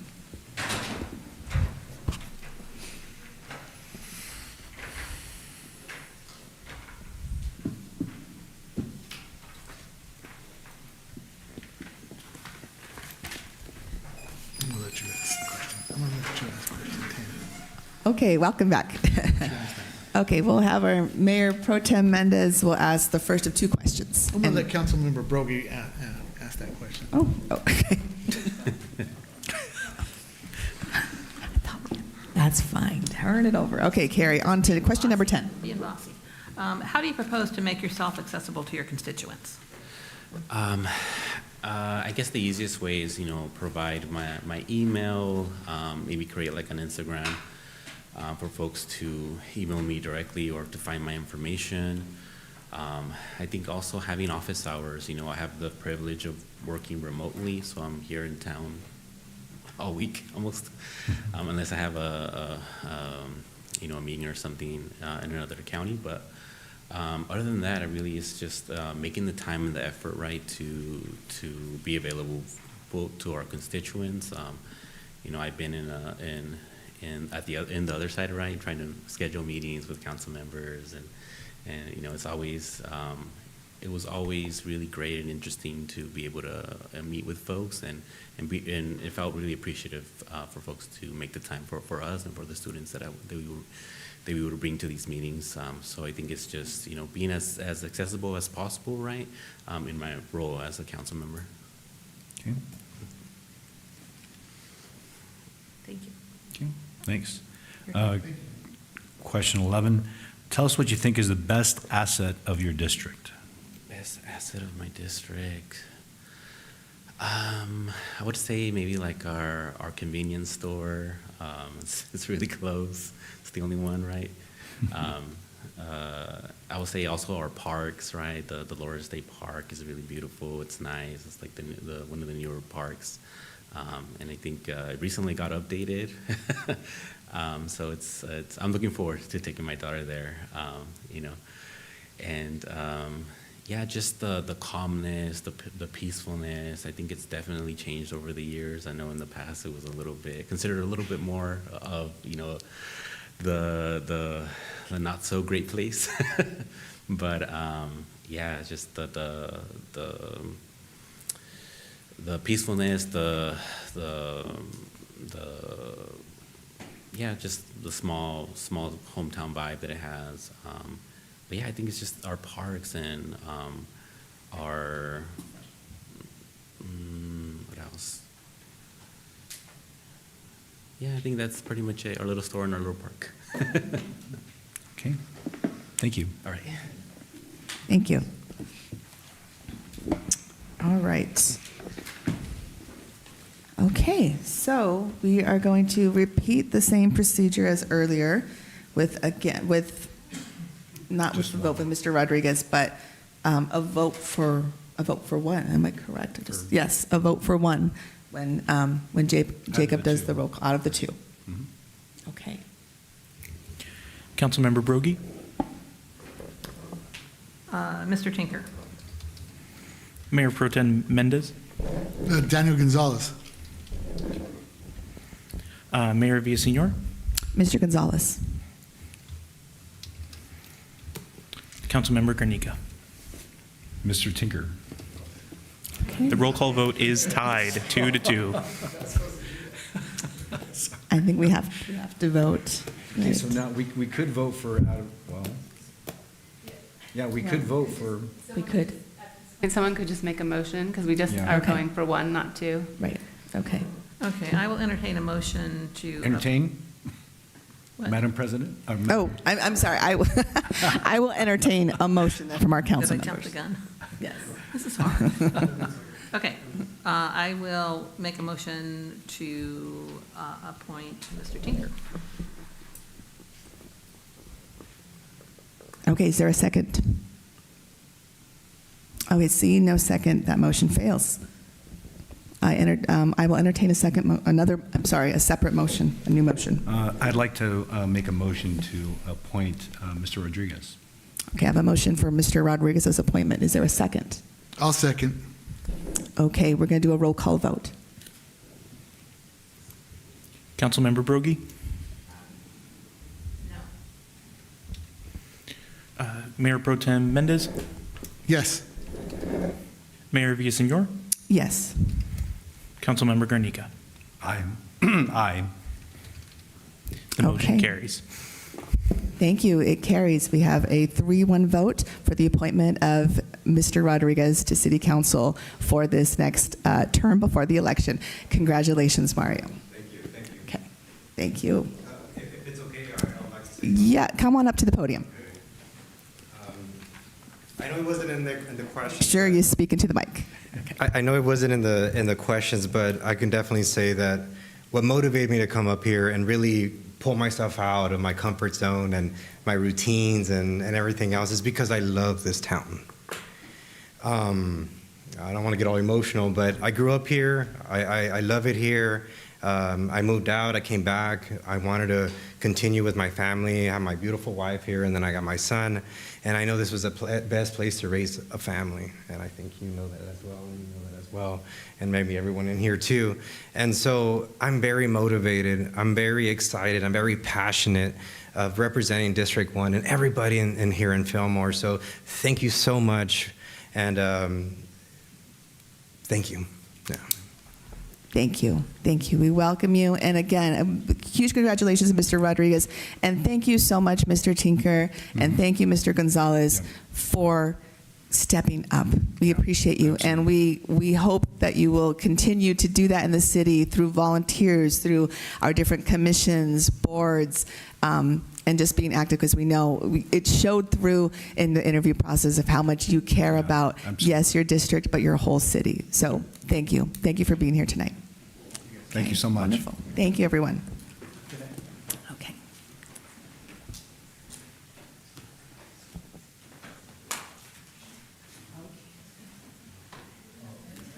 Okay, we're going to move on now to our next business item. So that was just item number 1. Hopefully we're a little quick on the other ones, huh? I think so. Okay, our business item number 2 now. Of course, things are out of place where they shouldn't be. All right, I'm getting back to my agenda. Okay, we are on business item 9B, the adoption of ordinance number 25-989 to adopt the 2025 Uniform Building Codes with amendments and setting forth findings for local conditions and findings of exemption from CEQA. And good evening, Kevin. I guess we don't need the mouse. Good evening, Madam Mayor, members of the council. Based upon the introduction of this item on October 28th, staff is recommending to open the public hearing for this item and approve the second reading of ordinance 25-989, replacing most of chapter 5.04 for the building code and the adoption of the code, which will become effective January the 1st. There was a question at the last city council meeting about how does this affect the wildlife-urban interface area. And let me read that to you since I don't have the mouse. Oh, there it is.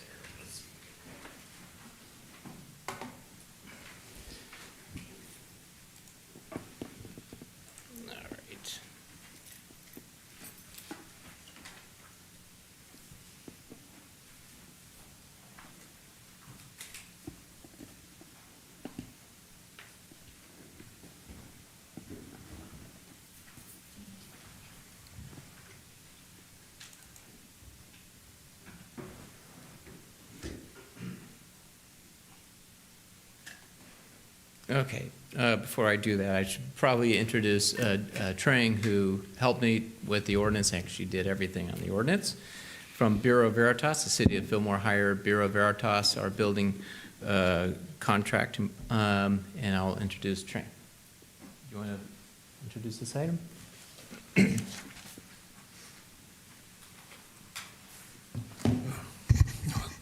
Thank you, Kevin, and good evening, Mayor, council members, and city manager, and on the fire chief. Tonight we, as Kevin mentioned, the formal adoptions of the ordinance related to the building, the new building code. And I just want to take a couple of minutes to highlight some of the new code regarding to the wildland urban interface code, that the new code that's adopted by the state, and then we have adopted at the local level, and it may affect some of your constructions on buildings located in your city that fall in the high risk fire zone area. So the code requirement is that any kind of structure or building in particular that fall within this high-risk fire zone under the Wildland Urban Interface Code, then the requirement of construction a lot more stringent than the normal construction requirement for other buildings or structure in the city.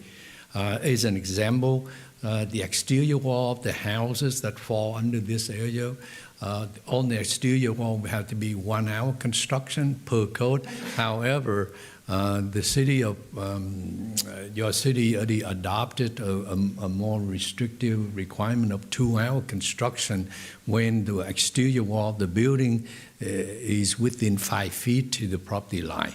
So that is very good. And by the way, that's not the new requirement for this time. This particular requirement will carry over from the previous code adoption.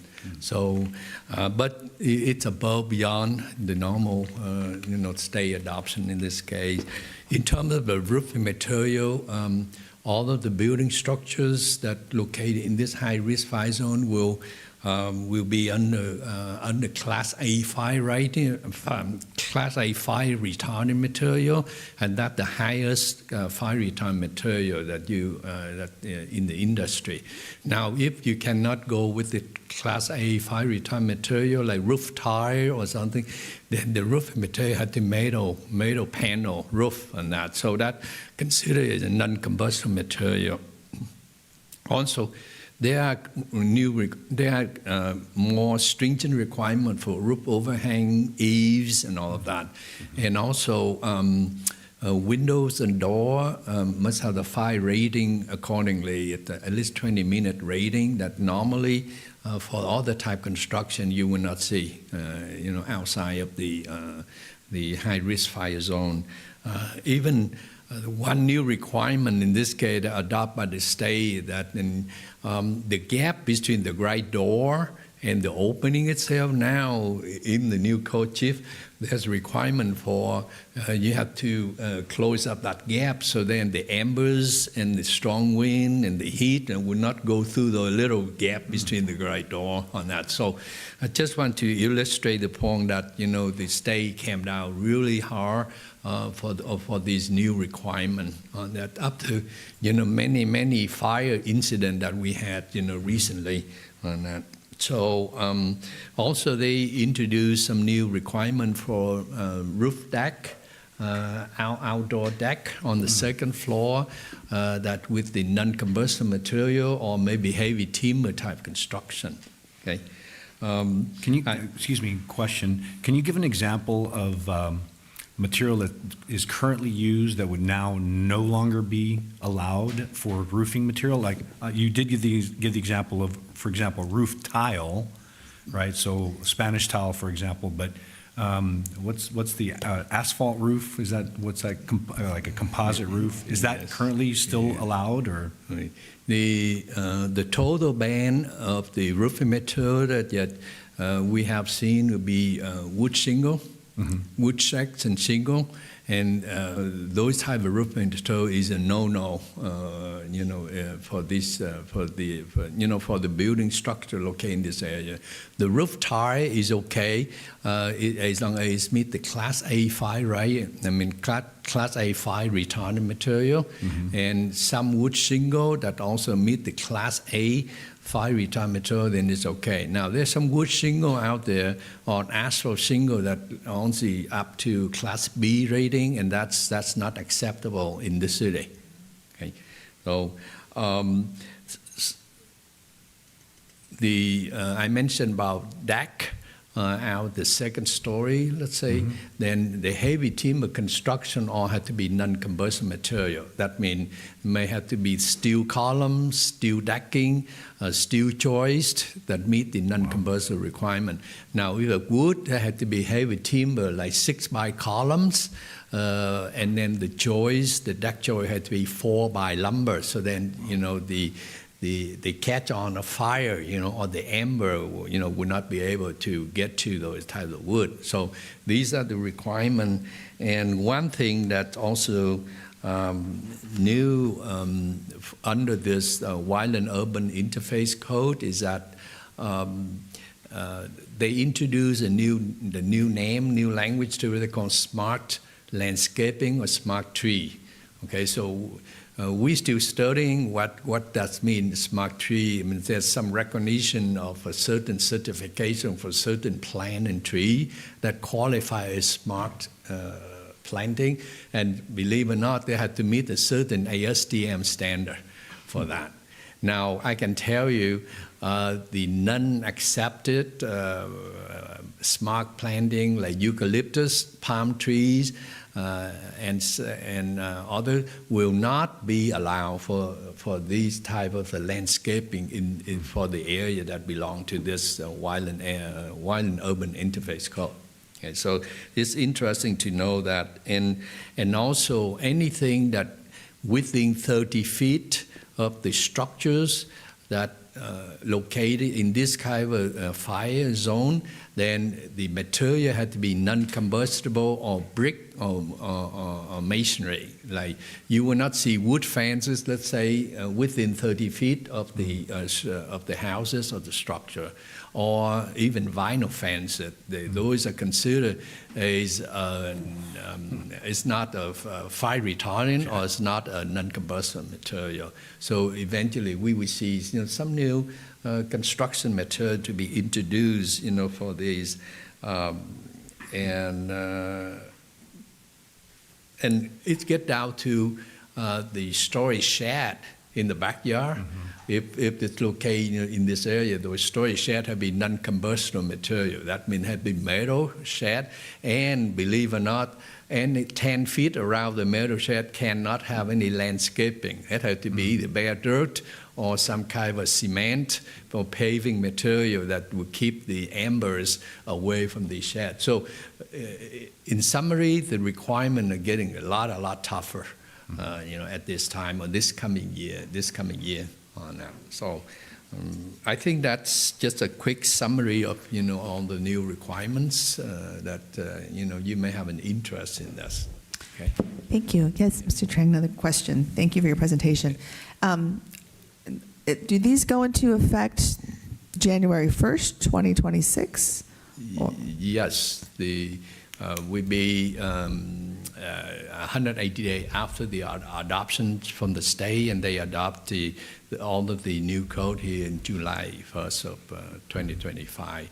And But because, that is a holiday, so realistically, the effective day of your new code will be on 22nd, January 2nd. January 22nd, okay. And then I guess my follow-up is for construction that, excuse me, for developments that have been approved but not yet been built, will these developments have to abide by the newest code?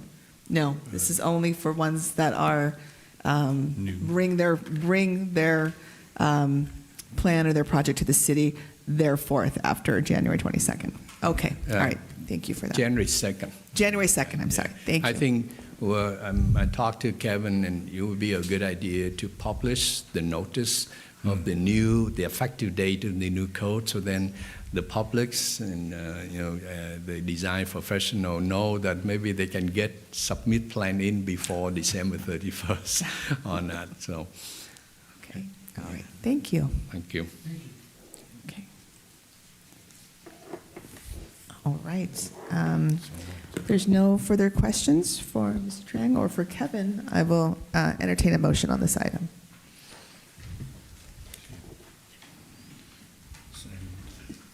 Okay, I will make a motion. I'm sorry.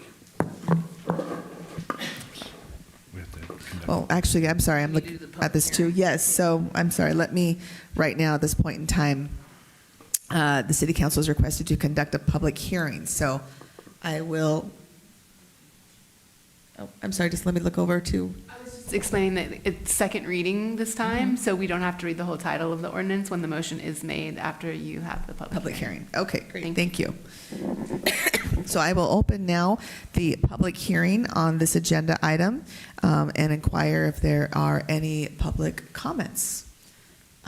Seeing none submitted to our interim city clerk. All right, at this point in time, I will now close the public hearing and entertain a motion. I move that the City Council approve the second reading to adopt Ordinance 25-989, replacing most of Chapter 5.04 of the Fillmore Municipal Code by adopting, by reference, the 2025 editions of the California Uniform Building Codes and related model codes, and finding of exemptions from CEQA. Thank you. I have a motion. Do I have a second? Second. Okay, I have a second. All those in favor, say aye. Aye. Aye. Any opposed? Okay, motion carries. Thank you very much. Okay, our next business item is 9C, and it is the adoption of ordinance number 25-990 to adopt the 2025 California Fire Codes with amendments and setting forth findings for local conditions and finding of exemption from CEQA. Thank you, Kevin. Thank you, Madam Mayor, members of the council. The fire department requested that we separate the fire codes and create its own chapter, and it'll be chapter 5.03 of the Fillmore Municipal Code. This was introduced to the city council on October 28th, where you adopted resolution 4085 identifying findings for this ordinance. Based upon that, staff is recommending to open the public hearing and adopt the ordinance, which is 25-990. Thank you. Take any questions you may have. Thank you. Does council have any questions? Kevin? Okay, seeing none, I will now open the public hearing for this agenda item and inquire if there are any public comments and check with our interim city clerk. There are none submitted. Okay, I will now close the public hearing and entertain a motion on this item. So I move that we approve the second reading to adopt ordinance 25-990, repealing section 5.04.060 of the Fillmore Municipal Code and adding a new chapter 5.03 to adopt by reference the 2025 edition of the California Fire Code with local amendments and finding of exemption from CEQA. Okay, thank you. I have a motion. Do I have a second? I'll second. Okay, thank you. All those in favor say aye. Aye. Aye. Any opposed? Okay, motion carries. Thank you. Our next item is agenda item 9D, the acceptance of off-site development improvements and bond exoneration for the Mountain View Apartments project. And good evening, Joe. Thank you, Madam Mayor. I'm here on behalf of Roxanne Hughes. She couldn't make it tonight for this item. This project is regarding the mini mansions known as the Mountain View Apartments located at 210, 220 Santa Clara Street. The developer was Mountain View 77 LP, and various improvements on-site and off-site. Some of the on-site were this was the affordable deed-restricted workforce housing for 77 apartment units across seven three-story buildings. On-site amenities included playgrounds, outdoor fitness areas, community courtyards, patios, balconies, and a community center. Some of the off-site improvements that they were obligated to undertake under an off-site improvement agreement in 2021 included various improvements on Santa Clara Street, Mountain View Street, and State Route 126. These and also the traffic signal modifications for Mountain View Street and SR 126, State Route 126. The improvements were installed, have been installed, that were required under that 2021 off-site improvement agreement and are now complete and deemed, approved by the city engineer. There is no fiscal impact for the action that staff is recommending tonight. All costs were borne by the developer, and this action only releases securities. So staff is recommending that the City Council adopt Resolution 254806, which approves the final as-built improvement plans for the off-site improvements, accepts all public improvements associated with the project, exonerates all related performance bonds, accepts warranty bonds, and authorizes the return of bond number 10011496663, valued at $1,026,589, and a $50,000 cash deposit to the developer, Mountain View 77 LP. That concludes my report, Roxanne's report. I'd be happy to try to answer any questions you may have. All right, thank you very much, Joe. Does council have any questions? Okay, I think I'm fully satisfied with. I do have one question, Joe. Have you guys had to deal with any of those improvements that were made?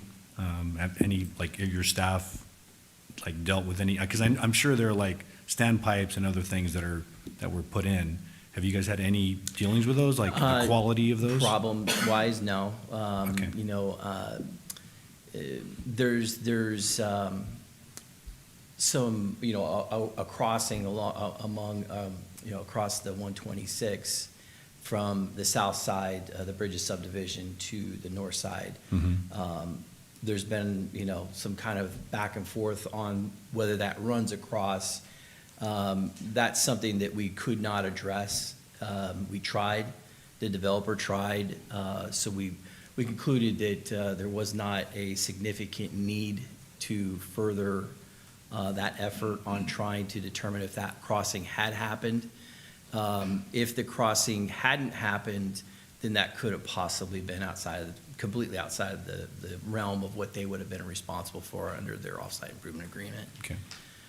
But that's the only thing that comes to my mind that was, kind of an off-site improvement related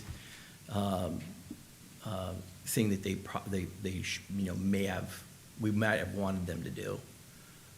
Yeah, and I'm just asking because I'm being a consumer myself, whenever the warranty's about to be up, I always want to make sure that, okay, you see what I'm saying? In other words, they made all kinds of improvements for the city.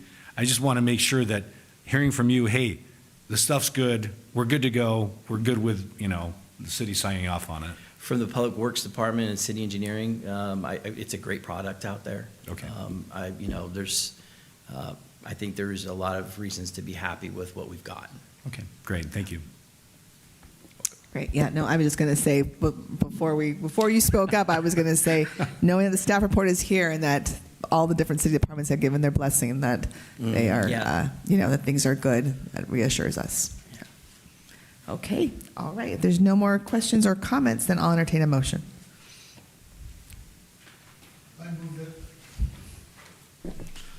I move that the City Council adopt Resolution 25-4806, approving the final as-built improvement plans, accepting the public improvements, exonerating all related public bonds, and accepting warranty bonds, and authorizing exoneration of bond number 10011496663 in the amount of $1,026,589, and return of cash deposit in the amount of $50,000 per Union Bank number 10723 dated November 3rd, 2022, to the developer Mountain View 77 LP for the Mountain View Apartment Project DP 18-03 located at 210-220 Santa Clara Street. Okay. All right, have a first and a second. All those in favor say aye. Aye. Aye. Any opposed? Okay, motion carries. Thank you. Our next business item is 9E, the approval of the task order to design the annual pavement improvements for project specification number 24-03. Thank you, Madam Mayor. This is, an annual thing that we do. We start off with budgeting the projects for, the coming year. This year's overlay is budgeted at 1.5. And then we, come to you to ask for what we're calling now as a task order or approval of a proposal from Willdan Engineering to design those improvements. I think I've said this before that it's sausage making when we get to this point. We have some resources that we lean on. The primary resource that we lean on is the pavement management system, the study that we put together. We try to get that done every 3 years. The last time that it was officially done and finished was in 2021. Not more than a couple months ago, we took a different route than what we typically do, and we instead of having an outside party come in and evaluate our streets and give us an idea of, their relative comparison to each other, taking into consideration certain factors and then putting a scale to it. We did an AI approach where we put on a camera and we drove all the city streets, and then the data that's pulled out of the camera is put in through this AI bot, and it assigns its own, really unbiased evaluation of every street. So we just got that the pavement classification index back from the company that did this program. Willdan drove the streets. We borrowed the camera from the company, and then the company takes the camera and they run it through their program, and they give us this, the information back, the raw data. And then When was this driving done?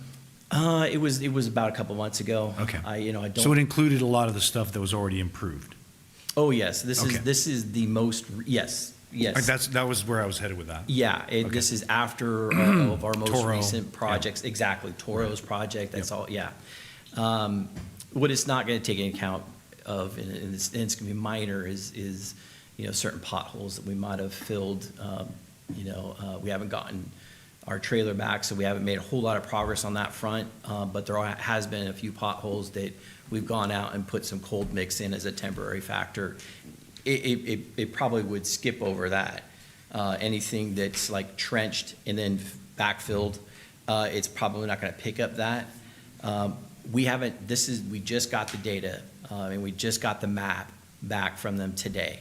And so I'm going to be doing a little bit of a walkthrough with you just to give you an idea of what we're looking at it from an engineering perspective, and how we take this data and then put it through our pavement management system, and try to come up with a recommended suite of projects.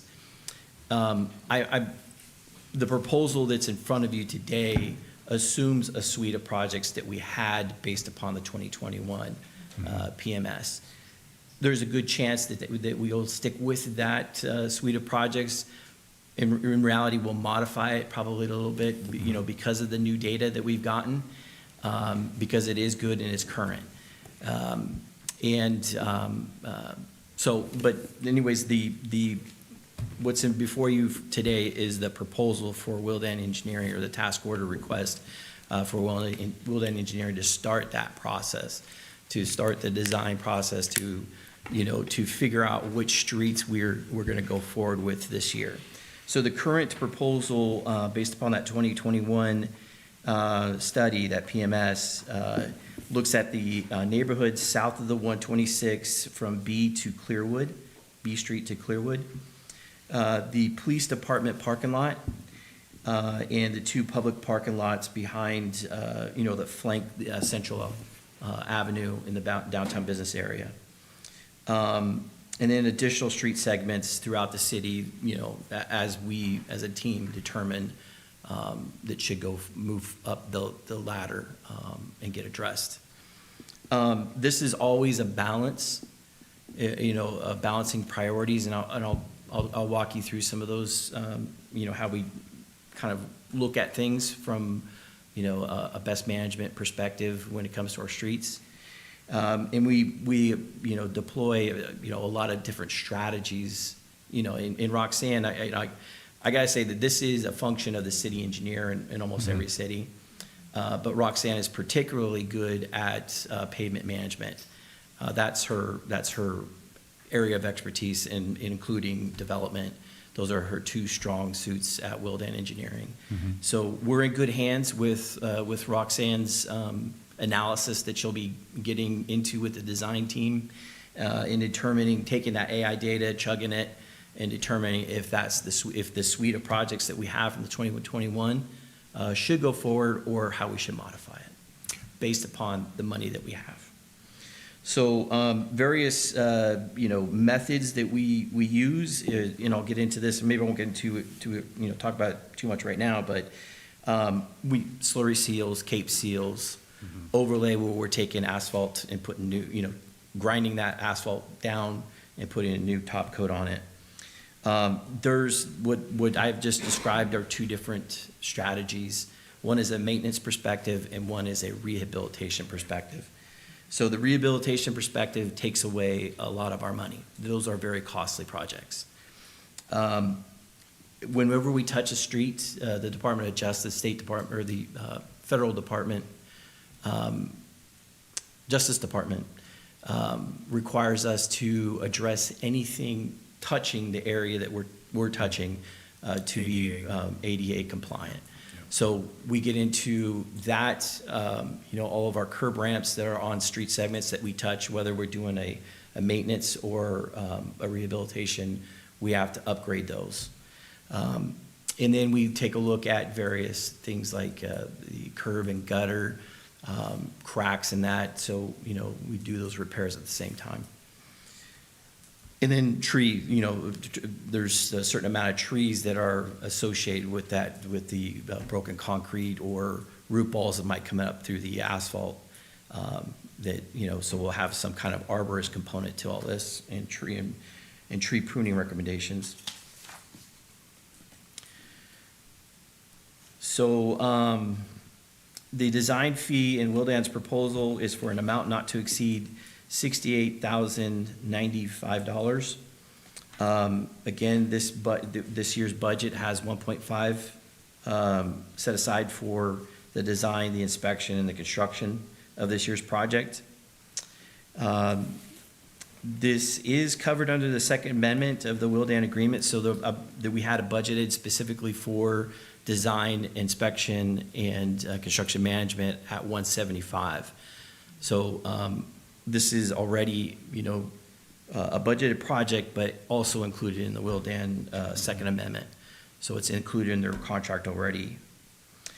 So no additional funding is needed for this action tonight. So the recommendation is for the City Council to approve Willdan Engineering's task order to design this year's annual street improvement project as outlined in the attachment. Before you guys decide, I wanted to give you a quick presentation on how we go about this.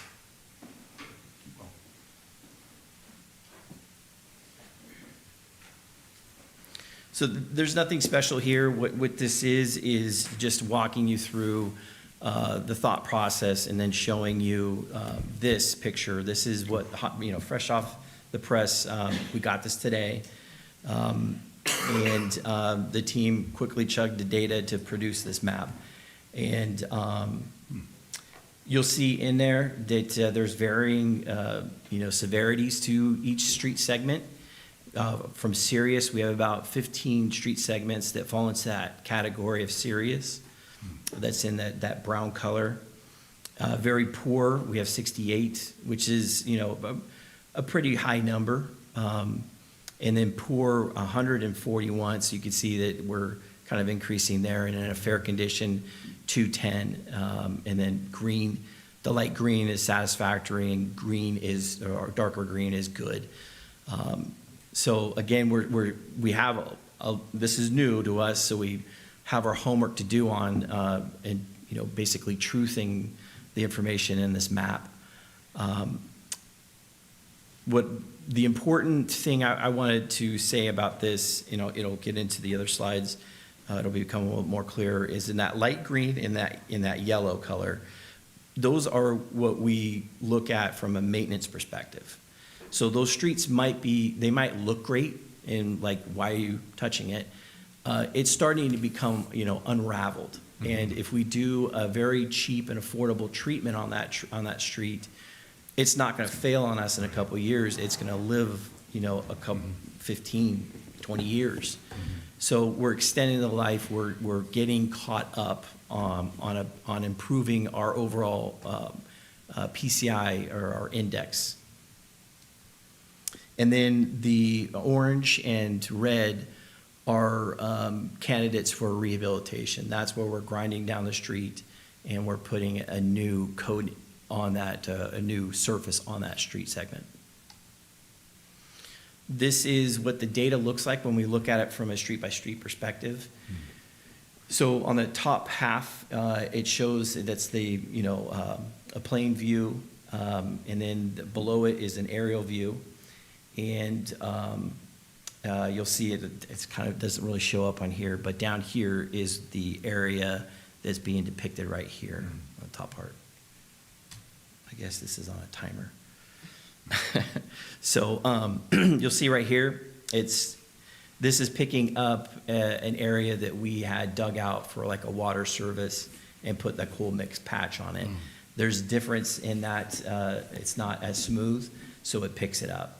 And then you got an area that's depicted right here as alligator cracking, and then you got some this longitudinal. Yeah, these are just like cracked. Wait, what is it? It's hard for me to determine which color. Yeah, something like this. Oh, so I don't know. It's something like that. I think it's the red one up top. Yeah. And then what you'll see the most of is this block cracking. So this is something that Roxanne would consider when she is coming up with her suite of recommendations. Is this a street that rises to and the other thing, the other big factor is utilization. Where does it fit? Yeah, that's right. Is it busy or? Yes. Yeah. Is it an arterial? Mm-hmm. Is it a feeder? Is it a residential? Right. So those are all factors that are taken into consideration. Mm-hmm. So maintenance versus rehabilitation, the difference, between those two, you'll see maintenance is it looks like a brand new asphalt street, but it's not. There's differences. The design is new wearable surface. It extends the life of the roadway. It does not fix the roadway surface or rideability. These are applied between rehabilitation, phases of that segment, and extends the need to perform rehabilitation. And then rehabilitation is resurfacing, resulting in a smooth and new street surface. This is typically an overlay project where there's that grinding off of that street segment. Various maintenance strategies, like I was indicating earlier, we have slurry coats and cape seals, and I have a picture of each of those coming up. But it's just a very thin, sprayed on typically layer. And then sometimes, especially for the crack seal, we'll come back in with a top coat on top of it, or some, like a rocky material. And then rehabilitation falls into that overlay. You're typically looking at a 1.5 to 2 inch over the existing. And then when we get into that kind of stuff, we look at how far down do we need to grind. Is the crown of the street so high that we need to shave off the crown in the center part? Because when we grind in the gutters, we're grinding about 2 inches below that gutter lip. So that creates a little crown over time. So many rehabilitation strategies is going to result in a really, concaving type of surface. So we would have to do a full depth grind and take down that crown. So again, this is a good picture, a slide to show you the maintenance benefits versus the rehabilitation. You're bumping that PCI up to 100, and that's like a perfect street, where maintenance just gives you a small little bit increase. But the real rub here is the cost. You can see the cost of an overlay, the rehabilitation strategy, is much more than a maintenance strategy. And this is a typical road section. Different layers, it could be a slurry or a cape seal on top, an overlay. We might do a combination. Some of the serious streets, the brown colored streets, we would do like a 3-layered strategy, something like this, where we do an overlay and then, we did a similar strategy out here in front of City Hall. That was pretty bad. And on Village Square, that had a 3-layer strategy to it. So these are various maintenance treatments. And then this is what an overlay is getting us. We grind down the existing surface, and then we put a new coat, a new thick 1.5 to 2 inch thick asphalt over the grinded down surface. So that kind of, it's probably stuff you already knew, but it's kind of good for the public to know it's not as easy as just saying, hey, my street's bad. Right. Right. If we overlaid all of our streets, we'd get nowhere. Right. Our pavement, our average index would go in the toilet. So we come up with various strategies to keep our index high, and that's just those simple maintenance, cost beneficial, maintenance strategies that we apply with an overlay strategy. Joe, can you make that map available for us to publish, or can we publish it on the web page or something? Because I'm getting a lot of questions from constituents about, hey, when is my street going to be done? What's the city looking at? When is this going to happen? Kind of questions, and I think a lot of this information would help kind of answer constituent questions. We've hesitated on posting it in the past because it could give a false perspective on things. It's not an easy thing to, for the general public just to look at and say, oh, I'm next. Yeah. Yeah, Right. exactly. Right. Yeah, indicated by color. I'm going to be next. Right. So what the city engineer and I will do is we'll think about what we can give as something that's, a better indication of time. and condition. I mean, if I may, we could also snip the video similar to what we did for previous presentations and post that as part of, educational material for the constituents to have that available. I think we did that for the presentation Deborah did for the sewer.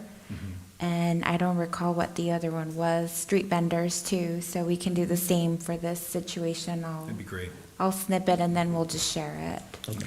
Yeah, I think it'd be a helpful little video that it would include the slide with that. And then also, I think it's neat to see a couple of the illustrations of what the different, what slurry is compared to a total grind and that sort of thing.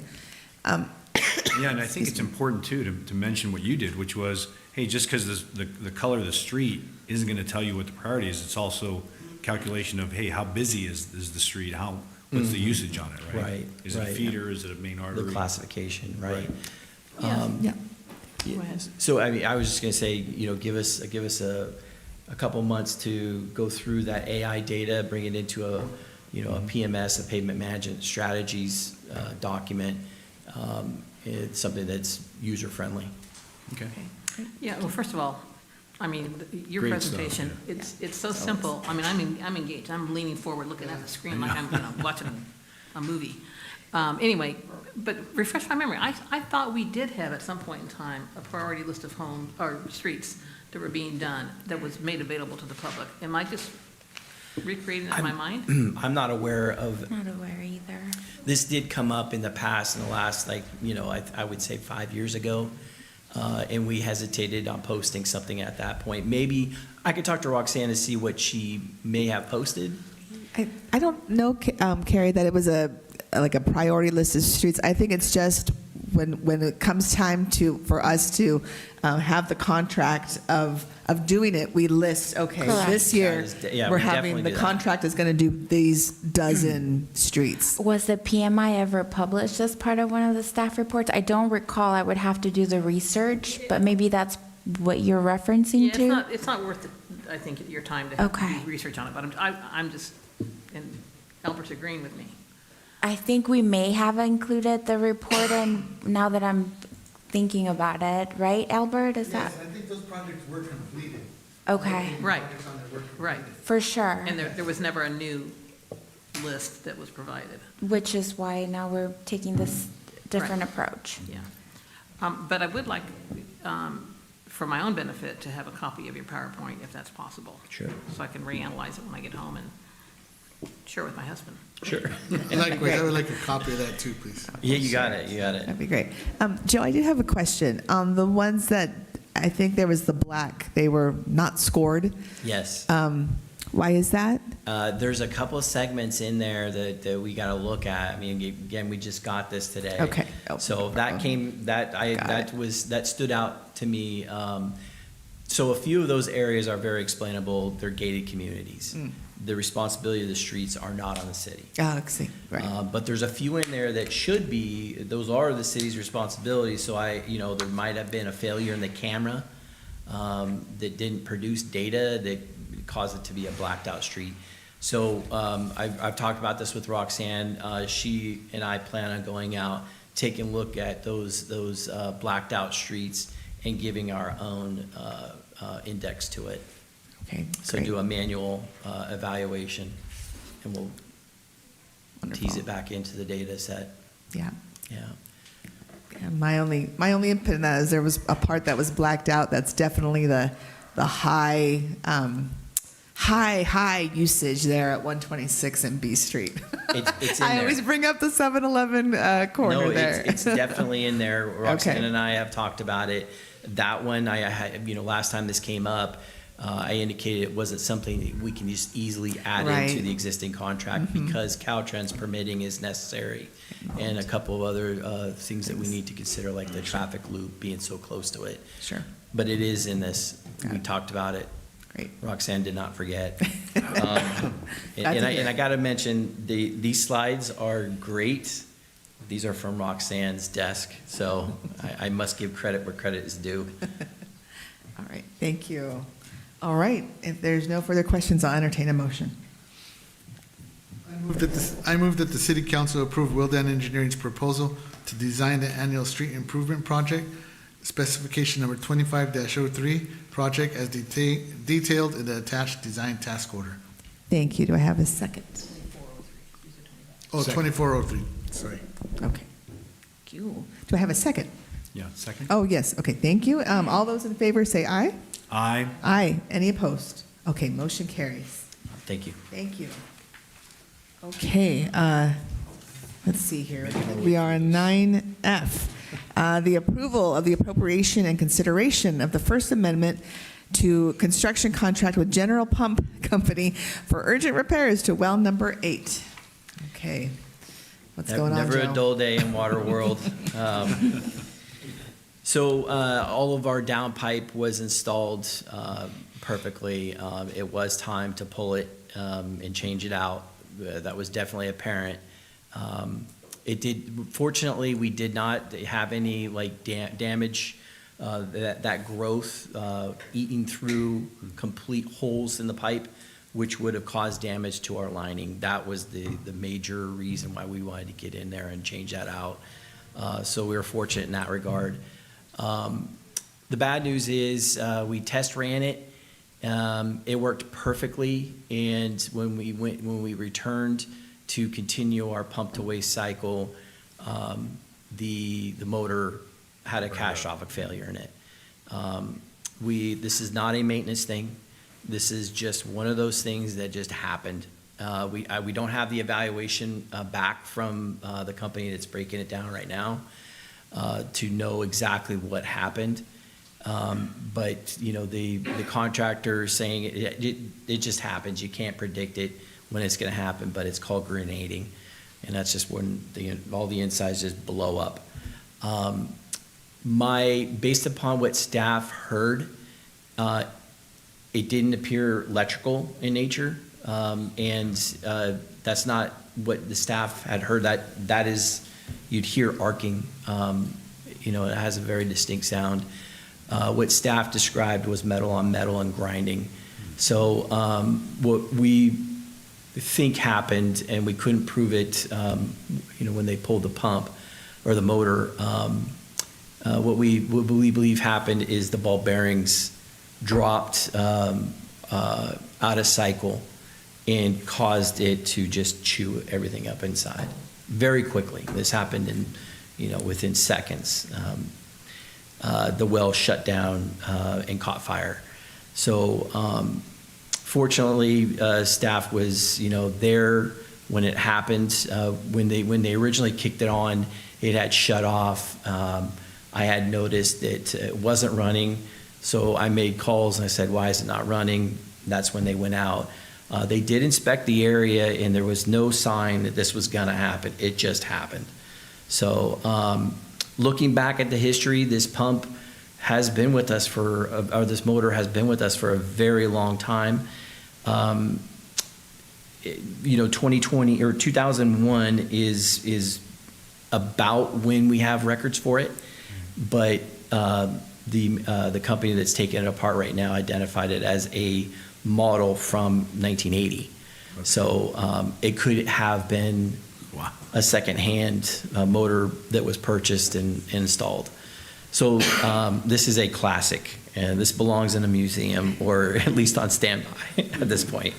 So the fortunate thing is, as other things, other components of our well system are, it's not really costly. The costly part is the installation and everything else that we got to do around it. It requires a different collar, a mounting plate. So that's something that's included in the quote.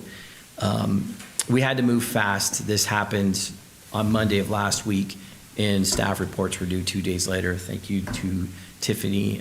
She got in the thick of it with me in getting this report, approved and through and posted for y'all's consideration tonight. The motor that's being, what we're recommending we go forward with is one that is easier to update with some new new SCADA sensors, or sensors that are compatible with SCADA. So we'll be able to, in the future, not right now because the cost, we couldn't afford it now, but we'll be able to vary the speed of the motor. So like periods like this when the aquifer is low, we'll be able to slow the motor down.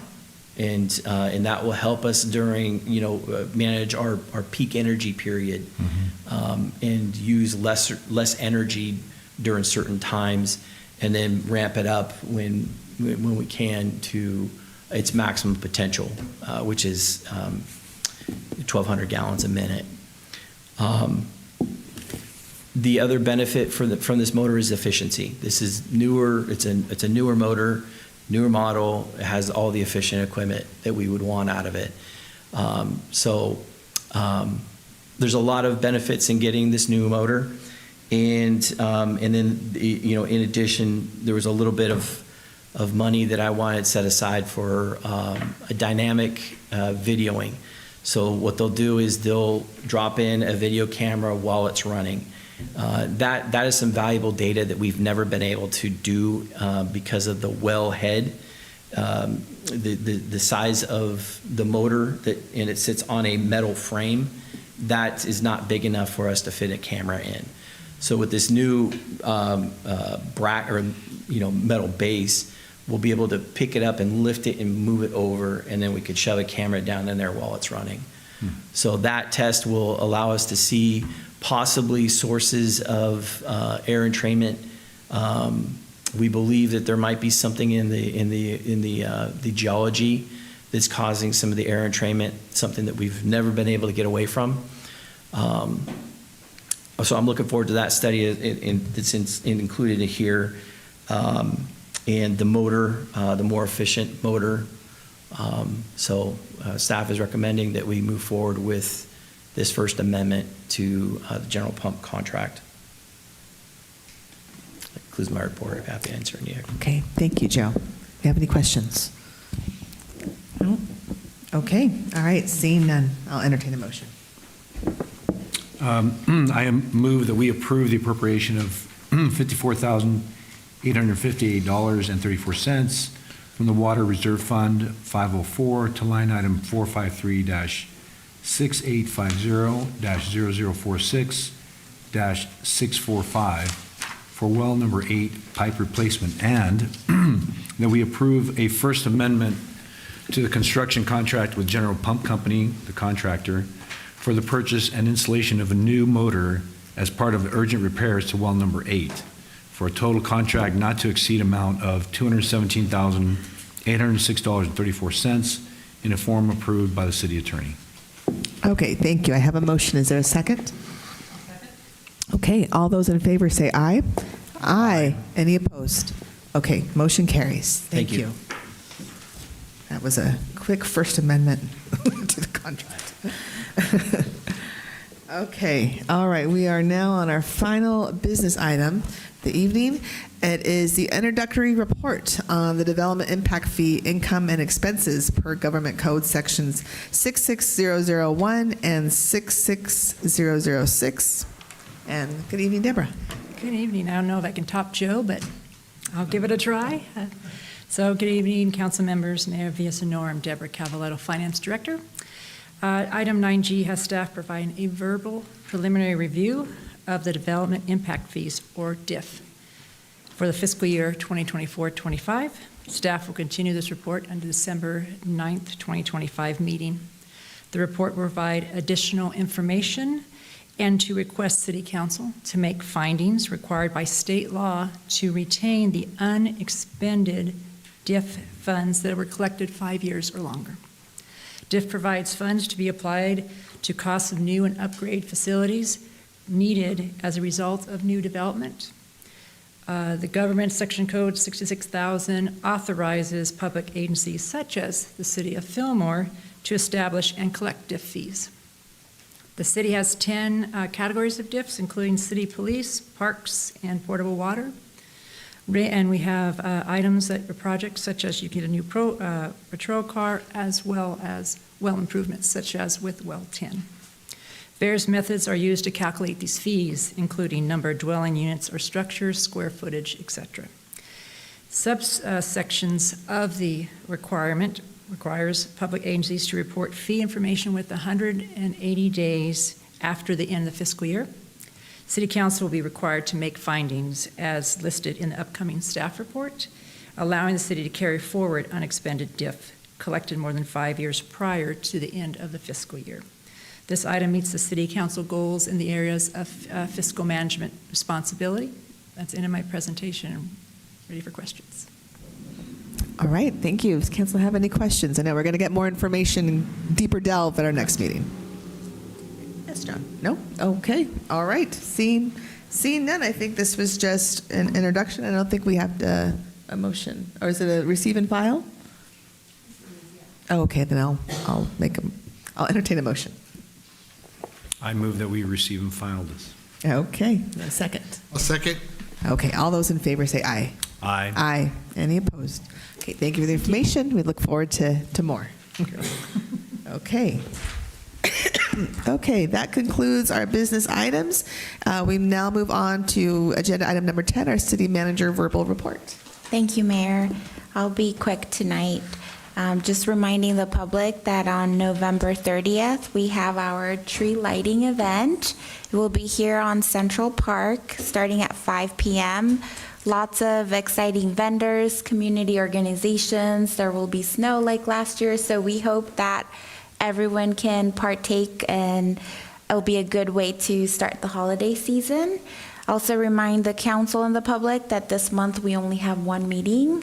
We usually go dark. The meeting would have fallen on Thanksgiving week, so want to wish the community a great Thanksgiving. And lastly, on December 12, we will start promoting that, but we will be having a coffee with the executive team, which will allow the public to come and meet your executive team here at City Hall, ask questions, and we will start promoting that event soon. Yeah. We just got the date secured, so that's coming hot from the press. And that concludes my update for tonight. All right, thank you very much. Okay, at this point in time, we are going to go into closed session this evening. We have a conference with our legal counsel. The City Council will conduct a closed session pursuant to Government Code Section 54956.9 D1 to confer with legal counsel regarding litigation to which the city is a party. The title of such litigation is as follows: The City of Fillmore versus Jacob Cooper et al. Okay. Thank you very much. We will go into closed session at this point in time.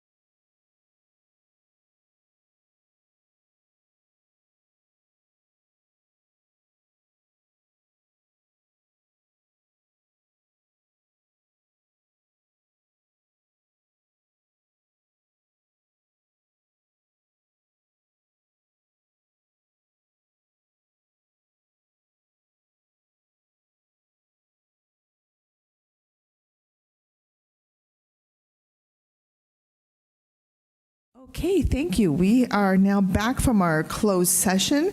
The council was updated on the closed session item, and Tuesday, December 9th. We do not have a second council meeting in November. Everyone have a wonderful Thanksgiving, and we'll see you next month. Thank you. Bye-bye.